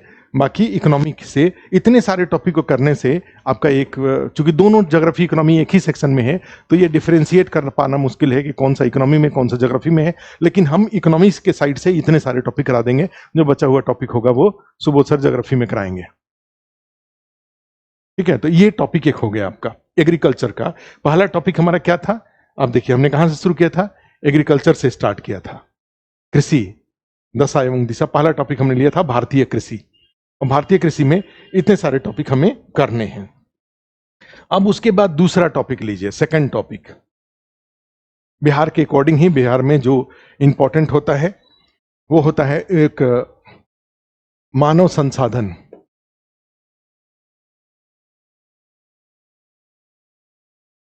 Human resources. एक्चुअली हमारे साथ है, हम तो एक चीज को लेकर के बहुत ही परेशान हैं कि पूरे देश में हम घूमते रहते हैं, जाते हैं यार, सब जगह जाओ तो सब जगह सारे राज्य वाले अपने बारे में बात करते हैं। जैसे आप बिहार में जाओ तो लोग पूरे देश के बारे में बात करने लगते हैं। अब गजब स्थिति है भाई। हम बीपीएससी के अंदर गए थे तो बीपीएससी के चेयरमैन साहब थे और बाकी वो भी देश की बात कर रहे थे। हमने उनसे क्वेश्चन पूछ दिया कि सर, जब पूरा देश आपके बारे में नहीं सोचता है तो आप क्यों देश के बारे में सोच रहे हो? आप अपने बारे में सोचो ना। सर, आप अपने बारे में अगर अपने आप को मजबूत कर लेंगे तो निश्चित रूप से देश भी मजबूत होगा। आज बिहार का कमजोर होना देश को आगे बढ़ा रहा है कि देश को पीछे खींच रहा है? हमने उनको कहा, कल परसों सोचो 1-2 तारीख को थे, तो 2 तारीख को बिहार में गर्दनी बाग में, पटना में एक गांधी टावर बनाया गया है। मैं कहीं से इस बात से, गांधी जी, प्रशांत किशोर का एक स्टेटमेंट सुन रहे थे तो उसमें आ रहा था कि जो देश में सर्वे किया गया तो गांधी जी आज की डेट में यूथ के साथ साथ, पुराने लोगों के साथ साथ यूथ के बीच में आज इंडिया के सबसे बड़े आइकॉन हैं। ठीक है, मोर देन कोई भी, किसी भी स्टेट में, सिर्फ 2 स्टेट में गांधी जी को कंपटीशन मिला। वो एक था पंजाब और दूसरा था पश्चिम बंगाल। पश्चिम बंगाल में सुभाष चंद्र बोस के साथ उनको कंपीट करना पड़ा, और अदरवाइज पंजाब में भगत सिंह के साथ। जो सर्वे किया गया वहां पे भगत सिंह पंजाब में और पश्चिम बंगाल में सुभाष चंद्र बोस सेकंड। अदरवाइज बाकी राज्यों में गांधी जी पहले स्थान पे हैं, तो सेकंड स्थान पे दूर दूर तक कोई नहीं था। इसमें कोई दो राय नहीं है, गांधी जी बहुत ही सम्मानित हैं, सब कुछ है। लेकिन अभी टाइम थोड़ा सा राज्य के बारे में भी सोचने की जरूरत है। और हमने देखा कि गांधी टावर बना है, सब कुछ है, अच्छी बात है। एक बार बिहार का भी कोई खोज करके कर्पूरी ठाकुर टावर बना देते, या ऐसे ऐसे बिहार के जो लोग हैं उनको भी खोज करके, जो बिहार के लिए, जिन्होंने बिहार का नाम रोशन किया, बिहार का नाम आगे बढ़ाया, बिहार का दर्द जिन्होंने झेला, ऐसे लोगों का भी एक टावर अगर बन जाता पहले, और उसके बाद गांधी जी का बनते रहता। लेकिन फिर वही बात है, पटना में जाओ तो सब सारे लोग देश के बारे में सोच रहे हैं, और इस कारण से माइग्रेशन भी हो रहा है कि कोई बिहार में रह के कुछ करना नहीं चाहता है। ठीक है, तब कोई पूछेंगे तो हम लोग भी उसी कैटेगरी में है, उसी श्रेणी में है। ठीक है, खैर, तो उसी में जाते हैं। तो ये जैसे एक हो गया कि हमने किसी से पूछा कि भाई पटना का नाम पाटलिपुत्र कर दिया जाए तो क्या होगा उससे? ये खराब, निगेटिव होगा कि पॉजिटिव होगा, सेकुलर होगा कि नॉन सेकुलर होगा, क्या होगा ये? ठीक है, तो बच्चे ने बताया, ठीक बताया उन्होंने आंसर कि पाटलिपुत्र करने का क्या क्या लाभ होगा। उस तरह तक वहां तक नहीं पहुंच पाए। ब्रांडिंग ऑफ बिहार, तो अब नीतीश कुमार जी हैं, अपनी सोच अपनी जिद के अनुसार चल रहे हैं। नहीं तो पटना का नाम अगर पाटलिपुत्र कर दिया जाए तो हर एनसीईआरटी किताब में पाटलिपुत्र 100 बार चर्चा किया गया है। हर पेज में एंशिएंट हिस्ट्री, पूरे पाटलिपुत्र का इतिहास है। सब बच्चा पूरे देश में पढ़ता है, तमिलनाडु से लेकर के केरल से लेकर के सब जगह। लेकिन उसको पता ही नहीं है कि पाटलिपुत्र कहाँ है। वो जानता है ये पटना अलग, पटना तो लालू जी का है, पाटलिपुत्र कहीं और है। क्योंकि आज के डेट में जीके इतना, आप जाके बॉलीवुड वालों से पूछेंगे कि देश का राष्ट्रपति कौन है, तो अपने डायरेक्टर का नाम बताएगा वो। आप ये अपने इंटेलिजेंस के लेवल पे मत जज करिए कि सबको सब बात की जानकारी है।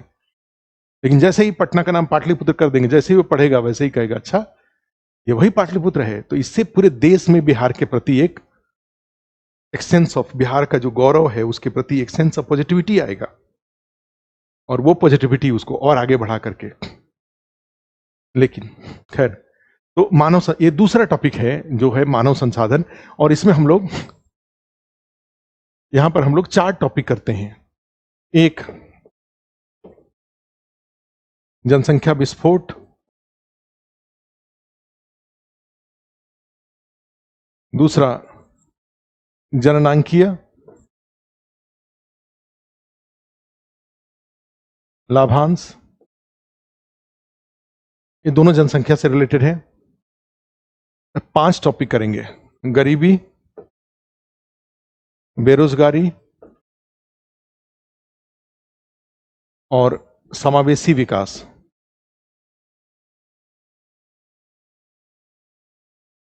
Inclusive growth. ये 5 टॉपिक करेंगे हम लोग, 2, 3, 4, 5। जनसंख्या विस्फोट, जनांकीय लाभांश, गरीबी, बेरोजगारी और समावेशी विकास। ठीक है, ये 5 टॉपिक हो जाएगा हमारा। पांचों के पांचों बीपीएससी के लिए बड़े इंपॉर्टेंट है, सब बिहार के संदर्भ में भी होगा। बिहार में जनसंख्या विस्फोट की क्या स्थिति है, बिहार में जनांकीय लाभांश की। बिहार आप जानते हैं कि देश का सबसे यंगेस्ट स्टेट है, जहां पे जो मीडियन एज है पूरे देश में जितने लोगों का जो एज है उसमें मीडियन एज है 250-300 लोग देखो जन्म ले चुके अभी तक, जब से हम लोग देख रहे हैं। Median age of Bihar,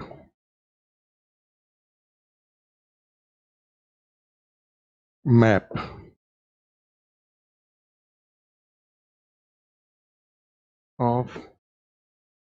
of India.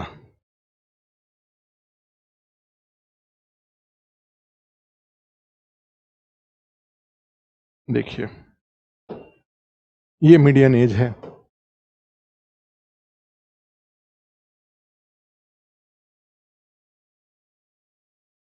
और इस वाले में देखो जैसे इंडिया का जो मीडियन एज है, जो एवरेज एज है वो 28 साल है, और आप देखिए बिहार का जो एवरेज एज है वो 22 साल है। पूरे देश में सबसे कम जो एज है वो बिहार का है। अर्थात ये जो 13 करोड़ की हमारी जनसंख्या है, और उसी में अगर आप नीचे जाएं तो देखिए सबसे ज्यादा एवरेज एज आप देखो इसमें केरल का 35 ईयर्स है, 35 साल, ऑलमोस्ट आप बूढ़े हो रहे हैं। केरल में एवरेज जो आप राज्य में जाएंगे तो आप देखेंगे कि जो लोग हैं वो सब जो एडोलेसेंट एज के ऊपर दिखेंगे, सारे 25 साल 30 साल के लोग ज्यादा दिखेंगे, बच्चे कम दिखेंगे, क्योंकि वहां का एवरेज एज कितना है, 35 ईयर्स है। इसका मीनिंग क्या हुआ कि 35 साल से ऊपर और 35 साल से कम का मिला करके है ना ये। तो वहां पे आप तमिलनाडु में जाइए तो देखिए 34 साल है, ये कर्नाटका में 31 साल, 32 साल, 31 साल, 31 साल, आप उड़ीसा में जाएंगे तो 30 साल, उड़ीसा जैसे राज्य 30 साल, पश्चिम बंगाल 31 साल, और बिहार का एवरेज एज कितना है, 22 साल। अर्थात बिहार एक यंगेस्ट स्टेट है। इवन झारखंड का एवरेज एज 25 साल है देखो। तो ये जो एवरेज एज आपका जो कम है, ये आपको एक स्ट्रेंथ प्रदान करता है। सब देखेंगे 22 से, यूपी का 24 साल है, और ये सारा 27 साल, 30 साल, 32 साल, ये जो आपका 22 साल है ये आपके लिए एक स्ट्रेंथ है, और इसी को हम लोग बोलते हैं जनांकीय लाभांश, डेमोग्राफिक डिविडेंड। और ये टॉपिक हम लोग करेंगे, और उसके बाद फिर प्रोटी है। तो ये एक दूसरा इंपॉर्टेंट टॉपिक है, सब जगह बिहार भी है। तो उसमें तीसरा टॉपिक नोट कर लीजिए। तीसरा टॉपिक जो हमारे लिए इंपॉर्टेंट होगा वो होगा उद्योग एवं आधारित संरचना। उद्योग एवं आधारित संरचना, इंडस्ट्री एंड इंफ्रास्ट्रक्चर, ये टॉपिक होगा। उद्योग एवं आधारित संरचना, अब निश्चित रूप से इसमें सब कुछ होगा, कई सारे टॉपिक इसमें होंगे। उद्योग दशा दिशा यहां भी होगा, दशा और दिशा दोनों होगा यहां पे। वर्तमान में बिहार में, देश में औद्योगिक विकास की क्या स्थिति है, यहां पे होगा। दूसरा, औद्योगिक नीति, इंडस्ट्रियल पॉलिसी।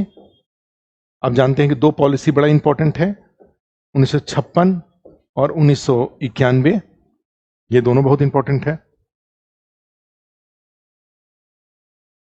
और तीसरा, थर्ड,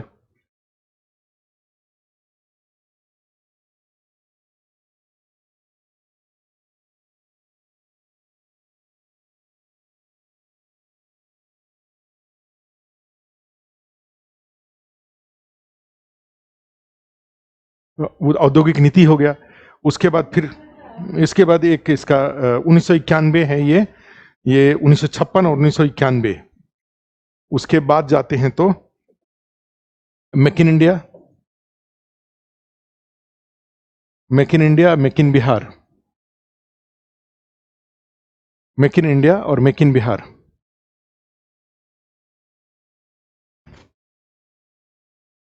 अरे वो सब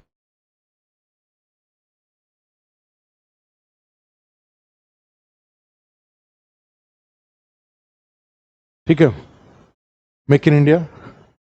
उसी के बाद कुछ और टॉपिक होते हैं मिसलेनियस उसके लिए, जैसे विनिवेश, विनिवेश, डिसइन्वेस्टमेंट। तो ऐसे से कुछ कुछ और टॉपिक होंगे। अच्छा, एमएसएमई एक और टॉपिक इसमें होता है, एमएसएमई लघु उद्योग जिसको बोलते हैं, वो लघु उद्योग होता है। एमएसएमई इसमें होगा ना, मीडियम स्मॉल, माइक्रो स्मॉल और मीडियम इंटरप्राइजेज। जो लघु उद्योग जो हम लोग जानते हैं बचपन से, वो लघु उद्योग वाला भी टॉपिक हमारे लिए इंपॉर्टेंट होगा। बाकी तो इंफ्रास्ट्रक्चर होगा ही, और उसमें जितनी योजनाएं हैं वो योजनाओं को भी अच्छे से करना होगा, क्योंकि वहां से शॉर्ट नोट्स के क्वेश्चन आ सकते हैं। ठीक है। और तीसरा टॉपिक हुआ, अब चौथा टॉपिक, फोर्थ टॉपिक लिखिए कौन।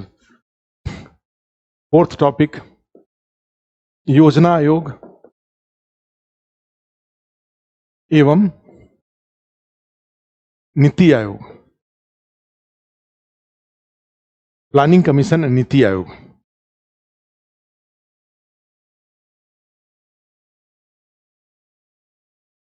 योजना आयोग एवं नीति आयोग। और इसमें जाएंगे तो यहां पे 3 टॉपिक होता है। एक, योजनागत विकास का मूल्यांकन, योजनागत विकास का मूल्यांकन। और दूसरा टॉपिक है योजना आयोग एवं नीति आयोग में तुलना, योजना आयोग और नीति आयोग में तुलना। और फिर तीसरा टॉपिक होता है नीति आयोग की उपलब्धियों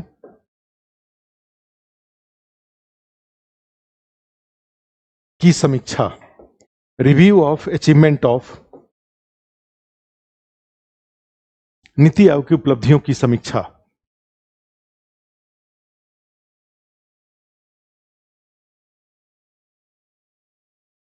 उपलब्धियों की समीक्षा, ये भी टॉपिक है। तो ये 3 टॉपिक हुआ, 1, 2, और ये 3 टॉपिक यहां पे आपको करना होगा। और उसके बाद जो नेक्स्ट टॉपिक है, जो 5th टॉपिक है, 5th टॉपिक और सबसे इंपॉर्टेंट टॉपिक, या इंपॉर्टेंट टॉपिक, इसको बोलते हैं सार्वजनिक वित्त, वित्त, या इसको बोलते हैं पब्लिक फाइनेंस। ये जो बजट वाला टॉपिक है वो यही है। और इसमें जो टॉपिक आपको करने होंगे, उसमें एक आता है जीएसटी, अच्छा, एक और आ जाएगा, बजटीय प्रणाली और सुधार, एक टॉपिक ये हो जाएगा, बजटीय प्रणाली एवं सुधार। दूसरा जो टॉपिक है, बजटीय प्रणाली एवं सुधार, सेकंड जीएसटी,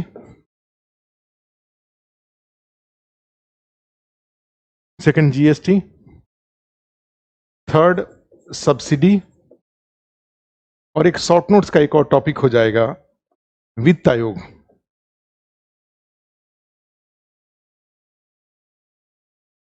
वित्त आयोग, एक और टॉपिक बीच में हो सकता है, घाटे की वित्त व्यवस्था।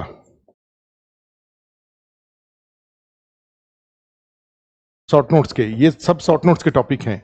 ये वित्त आयोग और घाटे की 15, इसमें है ना 16th फाइनेंस कमीशन, यानी स्पेशल फोकस किसके ऊपर रहेगा, वित्त आयोग के साथ साथ 16th फाइनेंस कमीशन, घाटे की वित्त व्यवस्था, डेफिसिट फाइनेंसिंग।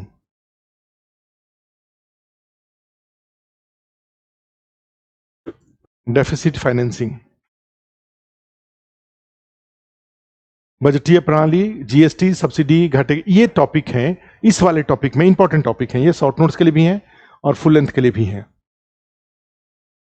उसके बाद जो नेक्स्ट, जो छठा सातवां टॉपिक और आखिरी टॉपिक, जो कि जीएस पेपर 2 का भाग नहीं है, वो जीएस पेपर 1 में पूछा जाता है उसका क्वेश्चन, पेपर 2 में नहीं है, पेपर 1 में है, लेकिन फिर भी हमें उसको जानना चाहिए। और वो टॉपिक है,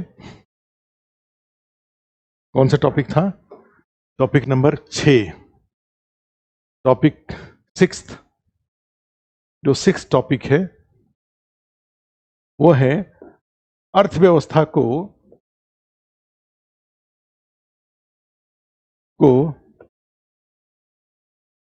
प्रभावित करने वाले बाहरी तत्व, बाहरी कारक, एक टॉपिक है। ये जीएस पेपर 1 का पार्ट है जो कि हम लोग यहां पे करेंगे। और इसमें फिर जो टॉपिक है, एक है वैश्वीकरण, ग्लोबलाइजेशन,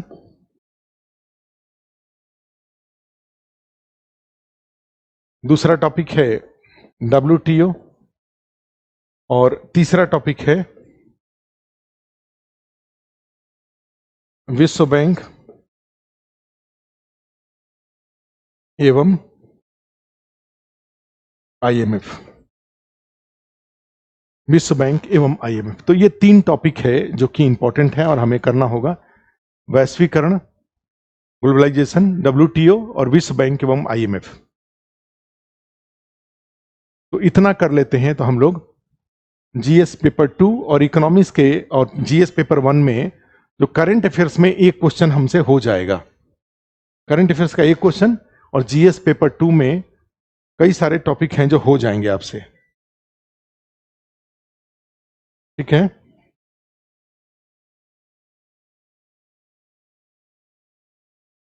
वैश्वीकरण, WTO और विश्व बैंक एवं IMF, ठीक है। तो इतने सारे टॉपिक्स हैं जो आपके इकोनॉमिक्स के क्लास के स्टार्ट में हमने इसको लिख दिया, और अब आप इसको ध्यान में रखेंगे। हम लोग एक एक करके इसको क्लास को आगे बढ़ाएंगे, तो इसमें से एक एक करके टॉपिक लेते जाएंगे और उसको करते जाएंगे, और फाइनली क्या होगा कि आपका एक कॉपी बन जाएगा। अब यहाँ पे एक आपकी इंपॉर्टेंट एक क्यूरी है, होती है कि भाई इस जो हमारे पास सोर्स ऑफ स्टडी मटेरियल क्या होगा। ये जो भारतीय अर्थव्यवस्था है जो हमने शुरू में लिखा, इसका अध्ययन सामग्री,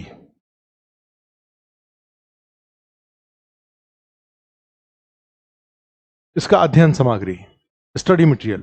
तो स्टडी मटेरियल में हमेशा ध्यान रखो, जो सबसे इंपॉर्टेंट स्टडी मटेरियल है जिसको कि 10 बार आप पढ़ेंगे, वो होगा आपका क्लास नोट्स।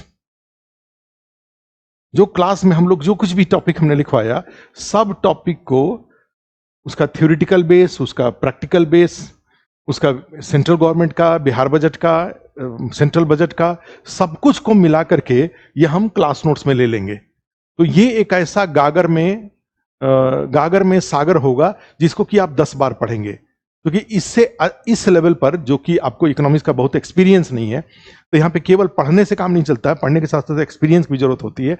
तो ये चीज आपके लिए सबसे ज्यादा इंपॉर्टेंट होगा, क्लास नोट्स, आपके अपने हाथ से क्लास नोट्स। किस दिन क्लास छूट जाए तो उसको ऑनलाइन से या किसी दिन किसी और से कॉपी लेकर के अपने हाथ से उसको जरूर लिख जाइएगा। आपका एक सुंदर सा कॉपी लास्ट में बन जाना चाहिए, ठीक है। तो ये एक क्लास नोट सबसे इंपॉर्टेंट होगा। उसके बाद जाएंगे तो स्टडी मटेरियल के रूप में जो दूसरा सबसे इंपॉर्टेंट होगा, सेकंड, वो है printed notes. Printed notes second topic, second हो जाएगा आपका प्रिंटेड नोट्स, ठीक है, अध्ययन सामग्री, ठीक है। जो थर्ड जो आपके लिए, अब तो ये तो दोनों कोचिंग से हो जाएगा, एक क्लास में हो जाएगा, एक आपको कोचिंग से मिल जाएगा, ठीक है। तो प्रिंटेड नोट्स। और तीसरा जो थर्ड जो इंपॉर्टेंट है, अब आगे आगे की चीजें क्या क्या होंगी, सहायक बुक। एक कई बार आप बोलते हैं कि भाई कोई टेक्स्ट बुक, तो टेक्स्ट बुक आप खरीद लीजिए, कोई दिक्कत नहीं है। बाजार में बड़ी सारी बुक, बड़ी सारी किताबें हैं। आप जाएंगे तो टाटा मैग्रो हिल से भी किताब आता है, भारतीय अर्थव्यवस्था करके, रमेश सर की किताब है। उनको उसको चाहें तो ले सकते हैं आप जो इनका मिश्रा एंड पुरी की किताब है, भारतीय अर्थव्यवस्था। एक दत्त सुंदरम की बुक है जो शुरुआती दिनों से ही रहा है। एक हिंदी माध्यम में एक और बुक आती है जो एस.एन. लाल की किताब एक है, भारतीय अर्थव्यवस्था, उसको भी ले सकते हैं, वो भी बड़ी अच्छी माने ठीक किताब है, एस.एन. लाल का है।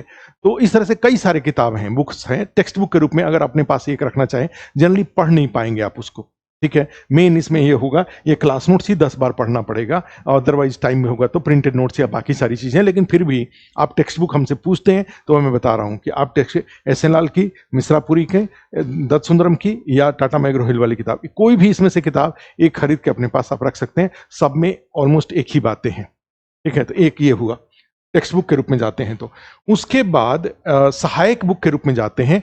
कई सहायक बुक भी यहाँ पे अरिहंत वालों ने बड़े सारे जो सहायक बुक है उन लोगों ने निकाल रखा है, हिंदी माध्यम में, हैंड रिटन और क्या क्या। कभी बाजार में दुकान पे जाएंगे तो खोजेंगे तो आपको मिल जाएगा, ठीक है। तो उसको भी देख लीजिएगा, उसे देख सकते हैं आप, ठीक है।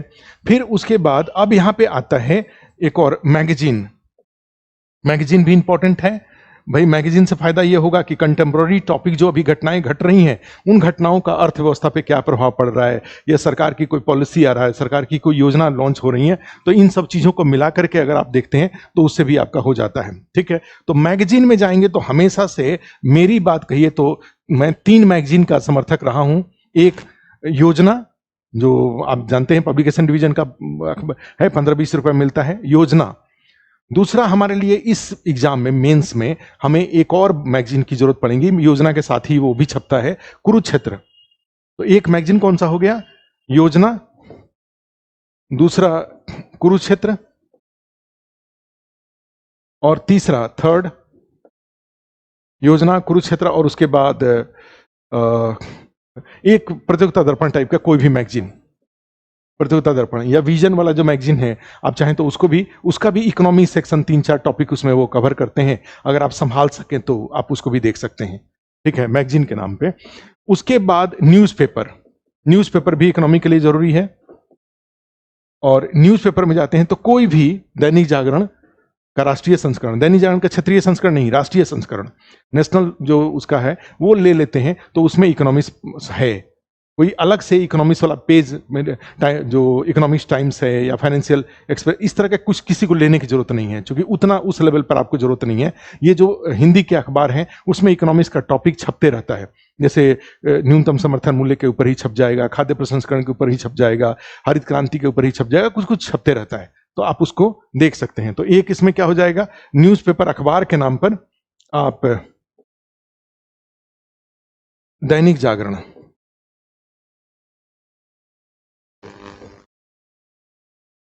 अखबार के नाम पे दैनिक जागरण, ये आप ले लेंगे इसको, ठीक है। तो एक ये अखबार हो गया। अब यहाँ पे कुछ और भी होते हैं जो कि आज के जमाने में जाएं तो, जैसे सोशल मीडिया। तो सोशल मीडिया में जा रहे हैं तो यहाँ पे एक एक्स है, ट्विटर जिसको बोलते हैं, जिसको अभी हमने जो आपको दिखाया था। ट्विटर पे एक साइट है जिसको कि ट्विटर पे अकाउंट है, अगर भारत सरकार की बात करूं मैं, ये देखो एक्स वाला ही है, एक्स पे कहीं आया हुआ है ये, तो उसी पे एक साइट है ट्विटर का IPRD, ठीक है, IPRD बिहार। तो इसका फायदा ये होगा कि आप इस पे IPRD बिहार पे, इस पे देखो यहां लिखा हुआ है ये, इस पे बिहार सरकार अपनी जितनी योजनाएं हैं वो सब योजनाएं यहां से इस पे वो पब्लिश करते हैं। वो देखो हमने क्या लिखा, information and public relation department, Bihar सरकार के जन संचार माध्यम का एक जो ट्विटर अकाउंट है, इस पे यह सारी अपनी योजनाएं इस पे देते हैं। आकार ऐसे ऐसे अगर बढ़ रहे हैं तो आप देखिए जो भी नई नई योजनाएं हैं इसके बारे में ये बताएंगे, ये यहाँ पे आते रहता है। बिहार में क्या हो रहा है नया, इस सब के बारे में यहीं से आएगा। हर बिहारी को ऐसा कोई एक दिन होना चाहिए जिस दिन वो बिहार के रूप में खुशियां मना सके। बिहार के रूप में, अब आपको ध्यान में आ रहा है, बिहार के रूप में खुशियां मना सके, बिहार दिवस, एक अच्छी बात है, ठीक है। ये सब किया गया है छठ पर्व का।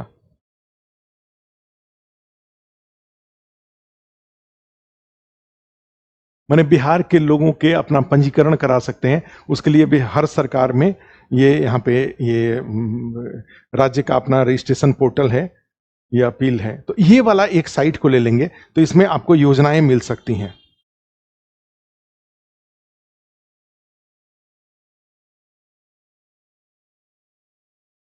ठीक है, इस तरह से आपको योजनाएं मिल सकती हैं। तो आप इसको देखिएगा, ठीक है। ट्विटर वाला एक्स अकाउंट है, इसको भी आप देख सकते हैं, जिसको पहले ट्विटर के नाम से जाना जाता था, ठीक है। तो ट्विटर सोशल मीडिया में एक साइट जो कि आप यूज करेंगे वो है IPRD, ये एक्स या ट्विटर इसको बोलते थे पहले, ट्विटर पे IPRD बिहार, अगर इसको लीजिएगा तो हो जाएगा आपका, ठीक है।